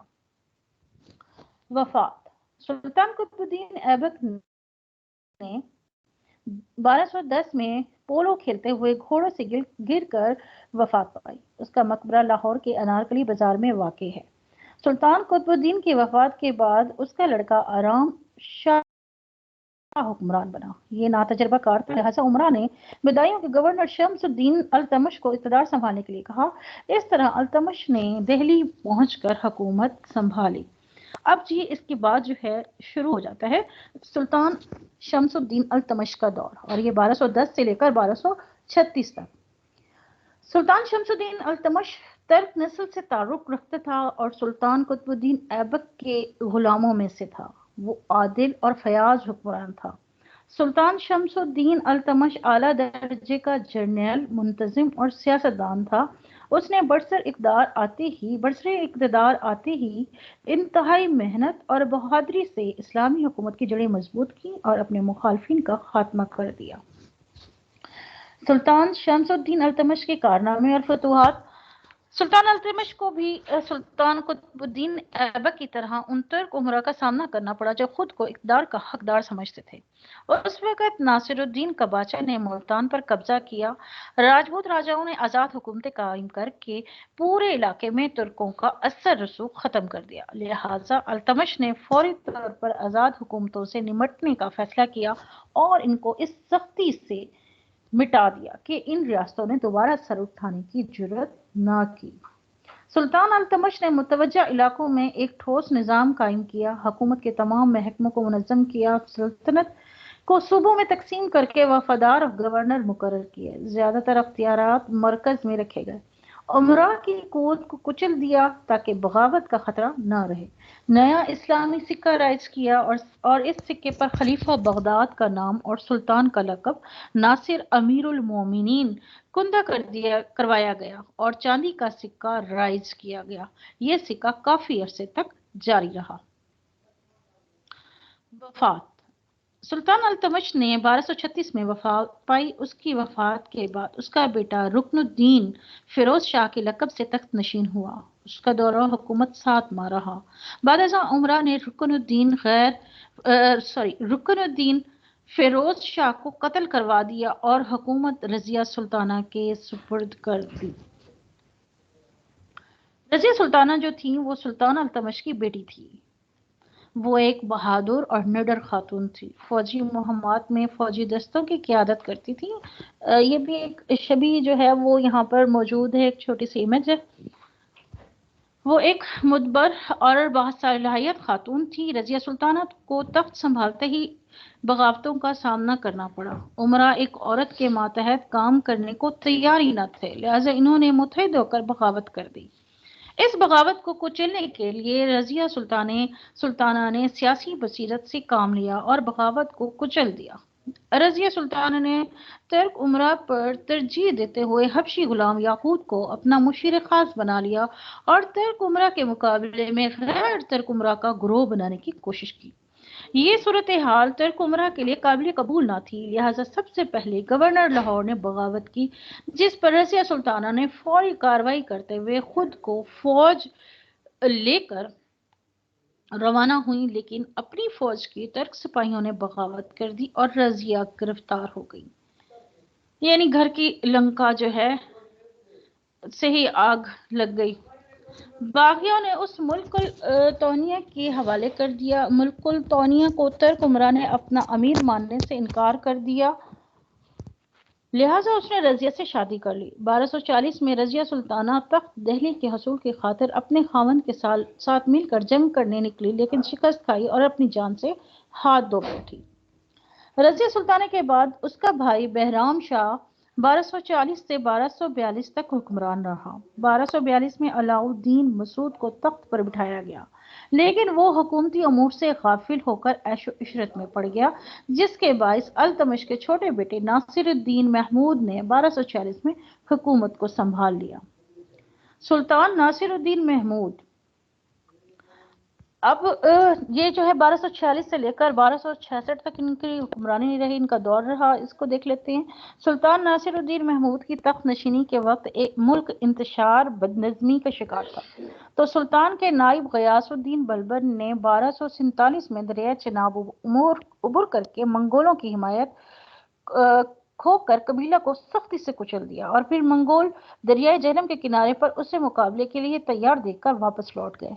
सुल्तान ने बागी राजपूत राजाओं की सरकोबी के लिए मुहिमात रवाना की, जिनसे न सिर्फ अमन व अमान कायम हो गया, बल्कि हुकूमत दिल्ली का रोब व दबदबा भी फिर से बहाल हो गया।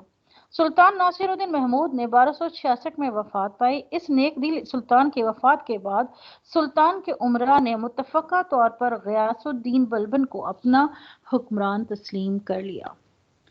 गयासुद्दीन बलबन 1266 से लेकर 1287 तक रहे। गयासुद्दीन बलबन सुल्तान अल्तमश का एक गुलाम था। उसकी खुदादाद सलाहियतों को देखते हुए उसे आज़ाद करके अपने उमरा में शामिल कर लिया। बलबन ने बहुत जल्द तरक्की के मनाजिल तय कर लिए। रजिया सुल्ताना ने उसे अमीर शिकार बनाया और बहराम शाह ने रेवाड़ी का किला और हांसी का जिला जागीर के तौर पर दिए। मंगोलों को शिकस्त देने पर वो बरे-सगीर के मुसलमानों का हीरो बन गया। सुल्तान गयासुद्दीन बलबन बारोब शख्सियत का हामिल था। उसने बरसरे इक़्तिदार आते ही सख्त गिरी की पॉलिसियां अख्तियार की, दुश्मनों को चुन चुन कर कत्ल करवा दिया। अवाम पर उसका इतना रौब था कि उसके नाम से कांपते थे। वो एक निहायत दूर अंदेश और मदबर सियासतदान था। उसने निहायत दानिशमंदी से अपनी कुव्वत और ताकत को मुल्क की इस्तेकाम पर सर्फ किया। वो एक कामयाब जर्नल था। उसने फौज की क़ियादत करते हुए शोरशों और बगावतों का कला कमा कर दिया। बलबन की पॉलिसियां भी थी, क्या थी जी? बलबन की पॉलिसियां देख लेते हैं। गयासुद्दीन बलबन की पॉलिसियां थी कि सुल्तान गयासुद्दीन बलबन ने उमरा की रविश को खत्म करने के लिए दामाजी का निजाम बड़े मौसर बनाया। सुल्तान यानी वो बाखबर रहता था हर खबर से। सुल्तान गयासुद्दीन ने टैक्सों में बाकायदगी पैदा की, माल गनीमत का रिकॉर्ड मुरतब किया। बलबन के दौरे हुकूमत में मंगोलों ने 1279 और 1285 में हमले किए। आखिरी हमले में उसका बेटा शहजादा मोहम्मद मारा गया। बलबन ने मंगोलों की रोकथाम के लिए मौजूदा गवर्नर मुकर्रर किए, फौजी इस्लाहात नाफिज की।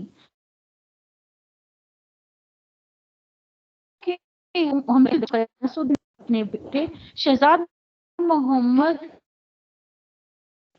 मौत के बाद बीमार रहने लगा और हो गया। इसका जो है पार्ट 2 अभी है, मुस्लिम्स एशियन मुस्लिम्स, वो हम इंशाल्लाह एक जो है फर्स्ट पार्ट जो है आज डिस्कस हो चुके हैं, पार्ट इंशाल्लाह ताला जो है डिस्कस करेंगे। तो अब हम नेक्स्ट करते हैं अपना, आज कुछ इन्फॉर्मेशन है, बाकी क्वेश्चन जो है वो मैं आपको ग्रुप में सेंड कर दूंगी, उनको आपने तैयार करना है जिससे आप लोगों का टेस्ट बनेगा। आज मैंने कुछ इन्फॉर्मेशन जो है वो भी आप लोगों के लिए तैयार किया है, इसको देख लेते हैं। थोड़ी रिवीजन भी हो जाएगी, इसमें रिवीजन भी मौजूद है और हम इसको देख लेते हैं। आज हम दोबारा से रिवाइज कर लेते हैं, इसमें काफ़ी सारी इन्फॉर्मेशन है, इसको देख लेते हैं। दुनिया के बरे आज़म, कॉन्टिनेंट ऑफ द वर्ल्ड, बरे आज़म جو ہے کسے کہتے ہیں؟ خوشی کی بہت بڑی اکائی ہے. جغرافیہ دان زمین کو 7 براعظموں میں تقسیم کرتے ہیں جن کے نام ہیں ایشیا، یورپ، افریقہ، شمالی افریقہ، جنوبی امریکہ، آسٹریلیا اور انٹارکٹیکا. سب سے بڑا بر اعظم جو ہے وہ ایشیا ہے. دوسرا بڑا بر اعظم افریقہ ہے. یہ ساری انفارمیشن ہے جو آپ لوگوں کو ہر جو ہے لیکچر میں دی جا چکی ہے، لیکن میں نے اس کو ایک جگہ پہ اکٹھا کیا ہے اور تھوڑا تھوڑا کر کے میں اپنے ان لیکچرز میں اس کو آپ لوگوں کے ساتھ شیئر کر دوں گی تاکہ یہ دوبارہ ریوائز بھی ہو جائے اور اچھی طرح سے آپ لوگ اس کو دیکھ بھی لیں، اور یہ میں شیئر بھی کر دوں گی آپ لوگوں کے ساتھ. سب سے بڑا بر اعظم جو ہے وہ ایشیا ہے. دوسرا بڑا بر اعظم افریقہ ہے. سب سے چھوٹا بر اعظم آسٹریلیا ہے. سب سے زیادہ آبادی والا بر اعظم جو ہے اس کا نام ایشیا ہے. دوسرا زیادہ آبادی والا بر اعظم یورپ ہے. سب سے کم آبادی والا بر اعظم آسٹریلیا ہے، اور جو غیر آباد بر اعظم ہے اس کا نام انٹارکٹیکا ہے. اب آ جاتے ہیں جی ہم بر اعظم ایشیا کے بارے میں تھوڑا سا جان لیتے ہیں. بر اعظم ایشیا کیا ہے؟ ایشیا رقبے اور آبادی کے لحاظ سے سب سے بڑا بر اعظم ہے. اس کا رقبہ 44579000 مربع کلومیٹر ہے اور یہ 172124041 مربع میل ہے. بہت سے جغرافیہ دان ایشیا اور یورپ کو ایک ہی بر اعظم خیال کرتے ہیں اور اس سے یوریشیا کا نام دیتے ہیں. ایشیا مختلف قسم کے قطعات زمین کا حامل بر اعظم ہے جن میں لقدق صحراؤں سے لے کر بہت زیادہ بارشوں والے علاقے شامل ہیں. اس میں سرد ترین علاقے بھی موجود ہیں اور گرم ترین علاقے بھی موجود ہیں. یہاں سے سب سے زیادہ بلندی والی پہاڑی سلسلے، بڑے بڑے زرخیز میدان اور حسین ترین وادیاں موجود ہیں. بہت سے قدیم تہذیبیں یہاں پر پروان چڑھی اور اکثر بڑے مذہب بھی یہیں سے ابھرے. دنیا کا بلند ترین، دنیا کا زیریں ترین دونوں مقام ایشیا میں واقع ہیں. ماؤنٹ ایورسٹ کی بلندی 8848 میٹر اور جبکہ 29028 فٹ ہے جو کہ دنیا کی بلند ترین چوٹی ہے، اور ڈیڈ سی یعنی بحر مردار سطح سمندر سے 400 میٹر اور 1312 فٹ نیچے ہے جو کہ دنیا کا زیر ترین مقام ہے. یہ مقام اسرائیل اور اردن کے درمیان واقع ہے. یہ بھی ایشیا میں ہے. وسعت کے لحاظ سے سب سے بڑا ہونے کی وجہ سے ایشیا کو درج ذیل 5 حصوں میں تقسیم کیا گیا ہے کیونکہ یہ بہت بڑا بر اعظم ہے. پھر اس کو مزید جو ہے 5 حصوں میں تقسیم کیا گیا. نمبر 1 وسطی ایشیا. وسطی ایشیا میں روس، تاجکستان، ترکمنستان، ازبکستان، قازقستان، آذربائیجان اور کرغزستان شامل ہیں. مشرقی ایشیا میں چین، منگولیا، کوریا شمال و جنوبی اور جاپان شامل ہیں. جنوب مشرق ایشیا میں اس میں Burma, Thailand, Cambodia, Laos, کویت، نام اور Malaysia, Singapore, Indonesia, Brunei, Darussalam اور فلپائن شامل ہیں. جنوبی ایشیا میں اس میں بھارت، بنگلہ دیش، پاکستان، سری لنکا، ہم لوگ جنوبی ایشیا میں آتے ہیں. پاکستان یہ جو آپ نام دیکھ رہے ہیں اس میں بھارت، بنگلہ دیش، پاکستان، سری لنکا، نیپال، بھوٹان اور مالدیپ شامل ہیں. جنوبی مغربی ایشیا میں اس میں افغانستان، ایران، عراق، ترکی، شام، لبنان، اسرائیل، اردن، سعودی عرب، کویت، قطر، بحرین، متحدہ عرب امارات اور یمن شامل ہیں. اب ان براعظم ممالک کی دارالحکومت، کرنسی اور زبانوں کو دیکھ لیتے ہیں. یہ بھی ایک ہی جگہ پر ہمیں ساری انفارمیشن مل رہی ہیں. ہاں جی، یہ ملک ہے دارالحکومت، کرنسی اور زبانہ کے. آذربائیجان، ان کی جو دارالحکومت باکو، کرنسی مناجات، آذربائیجانی زبان، ترکی روسی زبان بولی جاتی ہے. آرمینیا جو ہے یہ اس کا دارالحکومت اریوان اور اس کی کرنسی ڈرم اور آرمینین جو ہے اس کی زبان ہے. اردن میں امان، اردنی دینار اور عربی. ازبکستان میں تاشکن، سوم، ازبک اور روسی بولی جاتی ہے. اسرائیل کا دارالحکومت یروشلم، نیو شیکل کرنسی اس کی اور اس کی زبان عبرانی اور عربی ہے. پاکستان میں کابل، افغانی، پشتو، فارسی اس کی زبان ہے. عمان ملک میں مسقط اس کا دارالحکومت ہے اور اس کی کرنسی عمانی ریال، اس کی زبان جو ہے عربی اور اردو بولی جاتی ہے. ایران میں جو ہے اس کا دارالحکومت ایران کا تہران ہے. اس کی کرنسی ریال کہلاتی ہے اور اس میں فارسی بولی جاتی ہے. بحرین جو ہے ملک ہے، اس کا جو دارالحکومت ہے المنامہ اور اس کی کرنسی بحرینی دینار اور اس میں جو زبانیں بولی جاتی ہیں بحرین میں وہ عربی، فارسی اور اردو بولی جاتی ہیں. برما یا میانمار، یہ اس کا دارالحکومت رنگون ہے. اس کی جو کرنسی ہے وہ قیات کہلاتی ہے اور اس میں جو ہے برمی بولی جاتی ہے. برونائی یا دارالاسلام बंदर श्री बैगोन इसका जो है दारुल हुकूमत है, ब्रुनोई डॉलर इसकी करेंसी है, और इसमें जो है मलावी और चीनी बोली जाती है। बांग्लादेश का जो दारुल हुकूमत है वो ढाका है, इसकी करेंसी का नाम टका और इसमें बंगाली बोली जाती है। भारत जो मुल्क है उसका दारुल हुकूमत नई दिल्ली है, इसका जो करेंसी है वो रुपया है और इसमें हिंदी और उर्दू बोली जाती है। भूटान का दारुल हुकूमत थम्पो है, इसकी करेंसी गौतरम कहलाती है और इसमें डोंगा की बोली जो है बोली जाती है, जबान बोली जाती है। पाकिस्तान का दारुल खिलाफत जो है वो इस्लामाबाद है, इसकी करेंसी भी रुपया है और इसमें उर्दू बोली जाती है। लाओस जो है उसकी जो जबान इसका जो दारुल हुकूमत है वो वेंटाइन है, इसकी करेंसी कैप और लाओ फ्रांसीसी बोली जाती है। मालदीव जो मुल्क है उसका दारुल हुकूमत मेल और इसकी करेंसी मालदीपी रोफिया कहलाती है और धियोयाई और अरबी बोली जो है वो बोली जाती है। मुत्तहिदा अरब इमारात, इसमें जो है अबू ज़हबी इसका दारुल हुकूमत है, दिरहम इसकी करेंसी है और इसमें अरबी बोली जाती है। मशरकी तैमूर दिल्ली इसका जो है दारुल हुकूमत है, उसके बाद इसकी करेंसी रुपया है और पुर्तगीजी और स्टेम जो है बोली जाती है। मलेशिया का दारुल हुकूमत कुआलालंपुर और रंगट इसकी करेंसी और माले और चीनी बोली जाती है। मंगोलिया में उलान बातोर जो है इसका दारुल हुकूमत है और इसकी जो करेंसी है वो तोगस कहलाती है और मंगोलियन बोली जाती है। नेपाल का जो दारुल हुकूमत है वो खटमंडू है, रुपया इसकी करेंसी है और इसमें नेपाली बोली जाती है। वियतनाम इसका दारुल हुकूमत हनोई है, डोंग इसकी करेंसी कहलाती है और वियतनामी इसकी बोली यानी जबान है। यमन का दारुल हुकूमत सना है, इसकी करेंसी रियाल और इसमें भी अरबी बोली जाती है। इसमें कुछ खास इंपॉर्टेंट इंफॉर्मेशन नीचे दी गई हैं। नंबर 1, साबका सोवियत यूनियन की एक रियासत जिसने अपनी आज़ादी का ऐलान 30 अगस्त 1991 में किया। साबका सोवियत यूनियन की एक रियासत जिसने अपनी आज़ादी का ऐलान 23 सितंबर 1991 में किया। खास डेट्स हैं जिसमें जो कि अक्सर ही इसमें हमारे पास पेपर्स में आई हुई हैं, वो इसमें एक जगह पे इकट्ठी की गई हैं यहाँ पर। ये भी बहुत इंपॉर्टेंट है, इसको भी ज़रूर आप एक नज़र देखिएगा। साबिक सोवियत यूनियन की एक रियासत जिसने अपने आज़ादी का ऐलान 21 दिसंबर 1991 में किया। साबिक सोवियत यूनियन की एक रियासत जिसने अपनी आज़ादी का ऐलान 21 दिसंबर में किया। और साबिका सोवियत यूनियन की एक रियासत जिसने ये एक किया है दिसंबर। नेक्स्ट आ जाते हैं नंबर 8 पे। मुत्तहिदा अरब इमारात UAE, ये जजीरा अरब के वस्ती मशरकी 7 रियासतों पर मुश्तमिल है, एक फेडरेशन है। इन रियासतों में अबू ज़हबी है, अमान है, दुबई है, अल जुबैर है और रास है, अल खैमा है, शारजा है और उम्मुल कैवान शामिल है।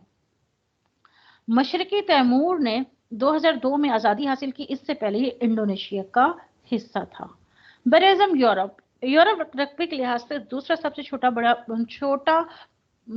आज़म है, लेकिन आबादी के लिहाज से दूसरा बड़ा बरे आज़म है, यानी कि ये रकबे में छोटा है और इसमें आबादी सबसे ज्यादा है जो दूसरे नंबर पे है। यूरोप की वजह तस्मिया बयान किया जाता है कि यूरोपा से मुश्तक है जो यूनानी दियोमाला में है।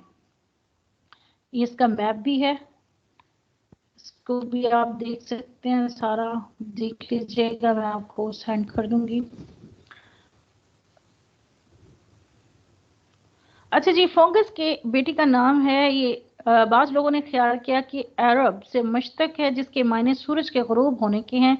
यूरोप का कुल रकबा 993800 मुरब्बा किलोमीटर है और ये 37082 मुरब्बा मील है। जदीद जोग्राफिया दानों के ख्याल में दरिया औरल बहरा कैल्प्स और कॉर्का कैशिया एशिया और यूरोप को एक दूसरे से अलहदा करते हैं।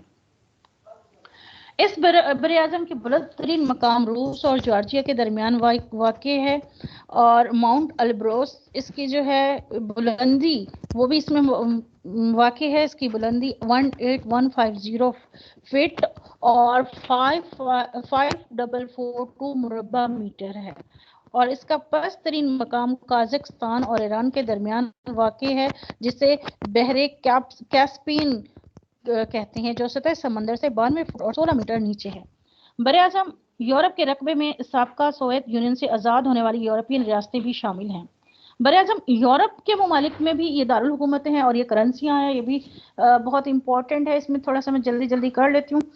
ملک ہے اس میں یورپ کے، اس میں دارالحکومت اور پھر اس کی کرنسی اور ان کی زبانیں بھی ہیں۔ سب سے پہلا ملک آسٹریلیا ہے، اس کا دارالحکومت ویانا، کرنسی شلنگ اور زبان جرمن۔ ملک آئرلینڈ کی جو دارالحکومت ہے وہ ڈبلن ہے، کرنسی جو اس کی ہے وہ پنٹ ہے اور یورو کہلاتی ہے، آئرش اور انگریزی بولی جاتی ہے۔ آئرلینڈ جو ہے وہ ریکجاوک اس کی دارالحکومت ہے، آئرلینڈ ٹکرونا اس کی کرنسی کا نام ہے اور اس میں آئرلینڈی بولی جاتی ہے۔ اٹلی جو ہے ملک، اس کا دارالحکومت روم ہے، اس کی کرنسی لیرا اور یورو ہے، اور لٹوائن جو ہے اس کی زبان ہے جو بولی جاتی ہے۔ نیکسٹ ہے جی اسٹونیا، اور اس کا دارالحکومت ٹالینین اور کرون یورو اس کی کرنسی، اور ایسٹونین اور روسی فرمز جو اس میں زبانیں بولی جاتی ہیں۔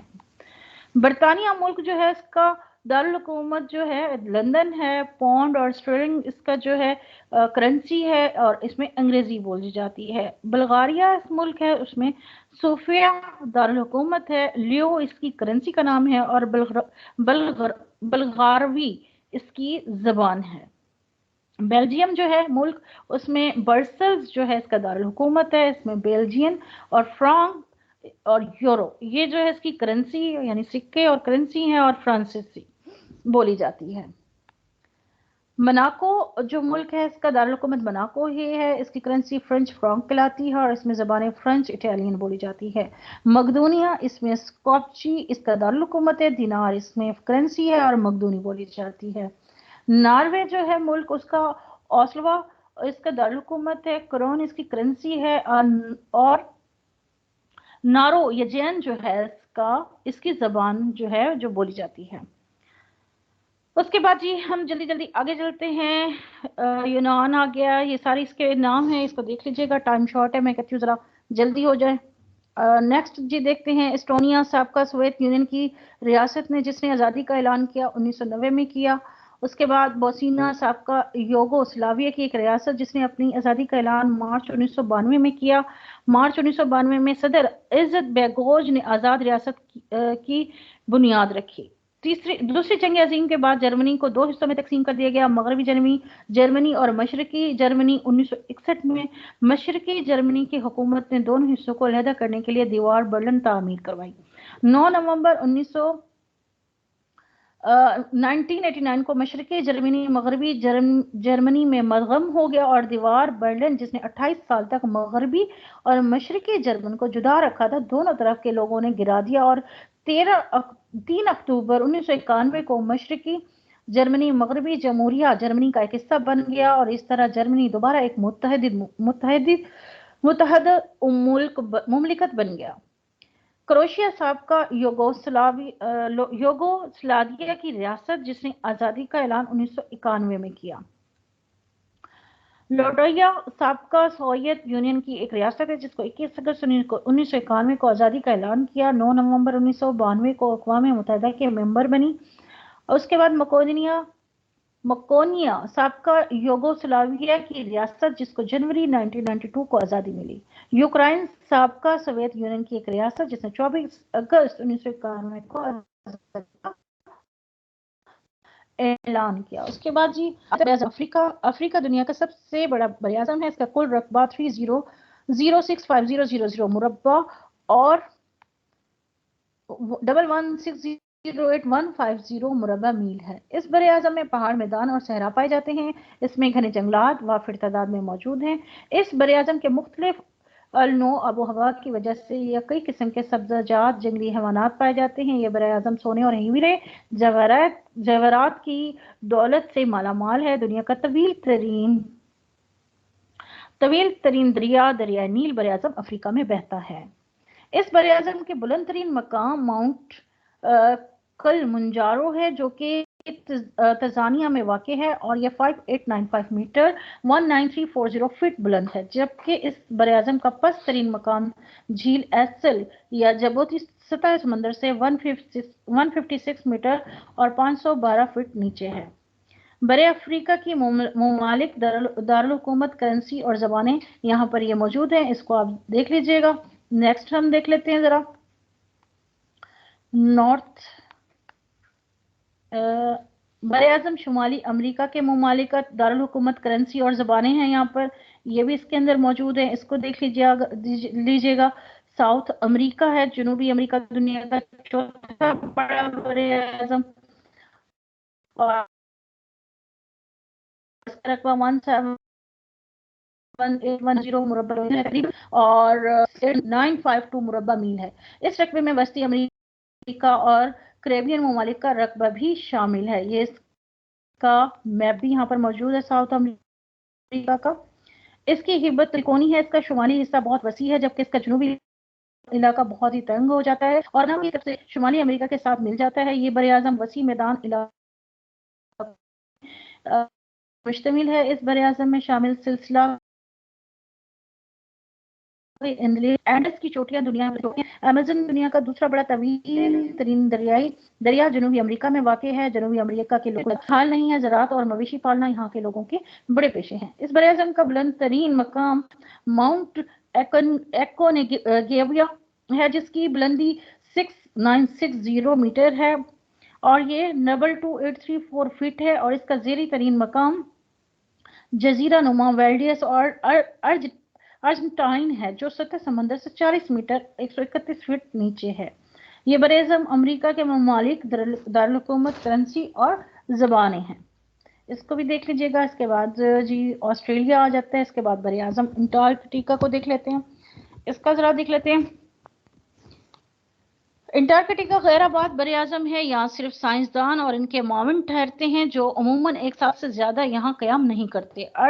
अर्जेंटाइन के कमांडर का बेटा एमिप्लो पाल्मा वो पहला इंसान है जो अंटार्कटिका में 7 जनवरी 1978 को पैदा हुआ। ये ज़मीन की सर्द तरीन और खुश्क तरीन जगह है, जहाँ हर वक्त हवा चलती रहती है। इसका 95% से ज़ायद हिस्सा बर्फ से ढका हुआ है और दुनिया का तकरीबन 90% ताज़ा पानी यहीं पर पाया जाता है। तह बर्फ की वजह से तमाम बरआज़मों से बुलंद हो गया है। इसका कुल रकबा तकरीबन 5100,021 मुरब्बा मील है, जबकि सर्दियों में बर्फ जमने की वजह से इसका रकबा दुगना हो जाता है। 7 ममालिक फ्रांस, नॉर्वे, ऑस्ट्रेलिया, न्यूजीलैंड, बरतानिया, अर्जेंटाइन और चिली ने इस बरआज़म के मुख्तलिफ हिस्सों पर अपनी मिल्कियत का दावा किया था, लेकिन 1961 के मुआहदे अंटार्कटिका के रूप से इन ममालिक के बरआज़म के मुख्तलिफ हिस्सों पर मिल्कियत को तस्लीम नहीं किया गया। इस बरआज़म का बुलंद तरीन मकाम विंसन मॉस्फ है, जिसकी बुलंदी 16066 फीट और 4897 मीटर है और वो ज़ेरे तरीन मकाम सतह समंदर से 8327 फीट 2538 मीटर नीचे है। आलमी जोग्राफी एक जायजा। एक सदी कबल मौजूदा ममालिक से कई ममालिक मौजूद न थे। 1914 तक बड़ी बड़ी सल्तनतें मौजूद थी, मसलन बरतानिया, फ्रांस, जर्मनी वगैरह।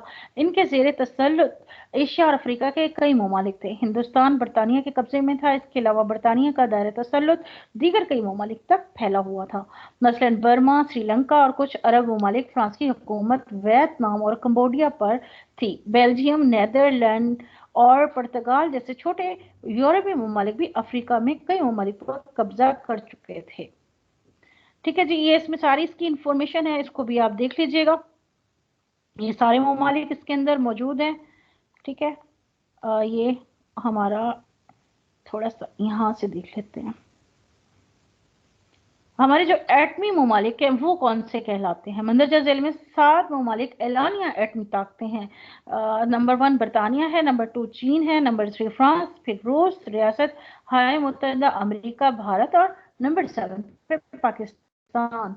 अच्छा जी, उसके बाद हम लिख देते हैं दुनिया के छोटे ममालिक देख लेते हैं। मुल्क के नाम है, रकबा और आगे रकबा मुरब्बा मीटर में।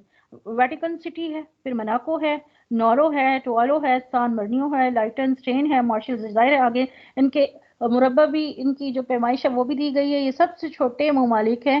اس کے بعد مارشل جزائر ہے, سیکیلیس ہے, مالدیپ ہے, سیٹ کٹس اینڈ نوائس ہے ملک. اس کے بعد نئے ممالک جو ابھی آئے ہیں ان کے نام دیکھ لیتے ہیں. ملک کا نام ہے مشرقی تیمور. 2002 میں یہ سامنے آیا, وجود میں آیا. اس کے بعد پالاور ہے, یہ 1994 میں وجود میں آیا. چیک جمہوریہ یہ 1993 میں جو ہے وہ وجود میں آیا. ایریٹریریا یہ 1993 میں وجود میں آیا. ملاوکیا 1993 میں. بوسنیا ہرزیگوینا 1992 میں آیا. ملکوں کے مشہور جغرافیائی نام دیکھیں. پیغمبروں کی سرزمین کسے کہا جاتا ہے جی؟ فلسطین کو کہا جاتا ہے. تحفہ نیل کسے کہا جاتا ہے؟ مصر کو کہا جاتا ہے. حکمت اور فلسفے کا سرچشمہ کسے کہا جاتا ہے؟ یونان کو کہا جاتا ہے. اس کے بعد ہے جی طلوع ہوتے ہوئے سورج کی سرزمین کسے کہا جاتا ہے؟ یہ جاپان کو کہا جاتا ہے. آدھی رات کے سورج کی زمین ناروے کو کہا جاتا ہے. دنیا کی چھت تبت یعنی چین کو کہا جاتا ہے.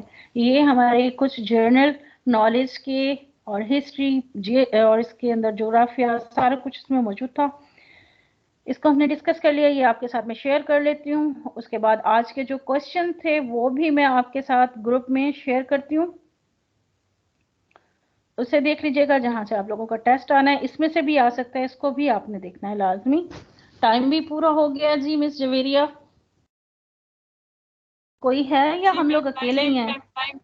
نہیں ٹائم باقی کمپلیٹ ہونے والا ہے, بس 2-3 منٹ باقی ہیں. پارٹیسپینٹ 8 ہو گئے ہیں, لیکن آج میں بھی سنڈے تھا جس کی وجہ سے ہمارے پارٹیسپینٹس جو ہے نا وہ کم ہیں. بل بتایا تو تھا کہ سنڈے کو کلاس ہوگی.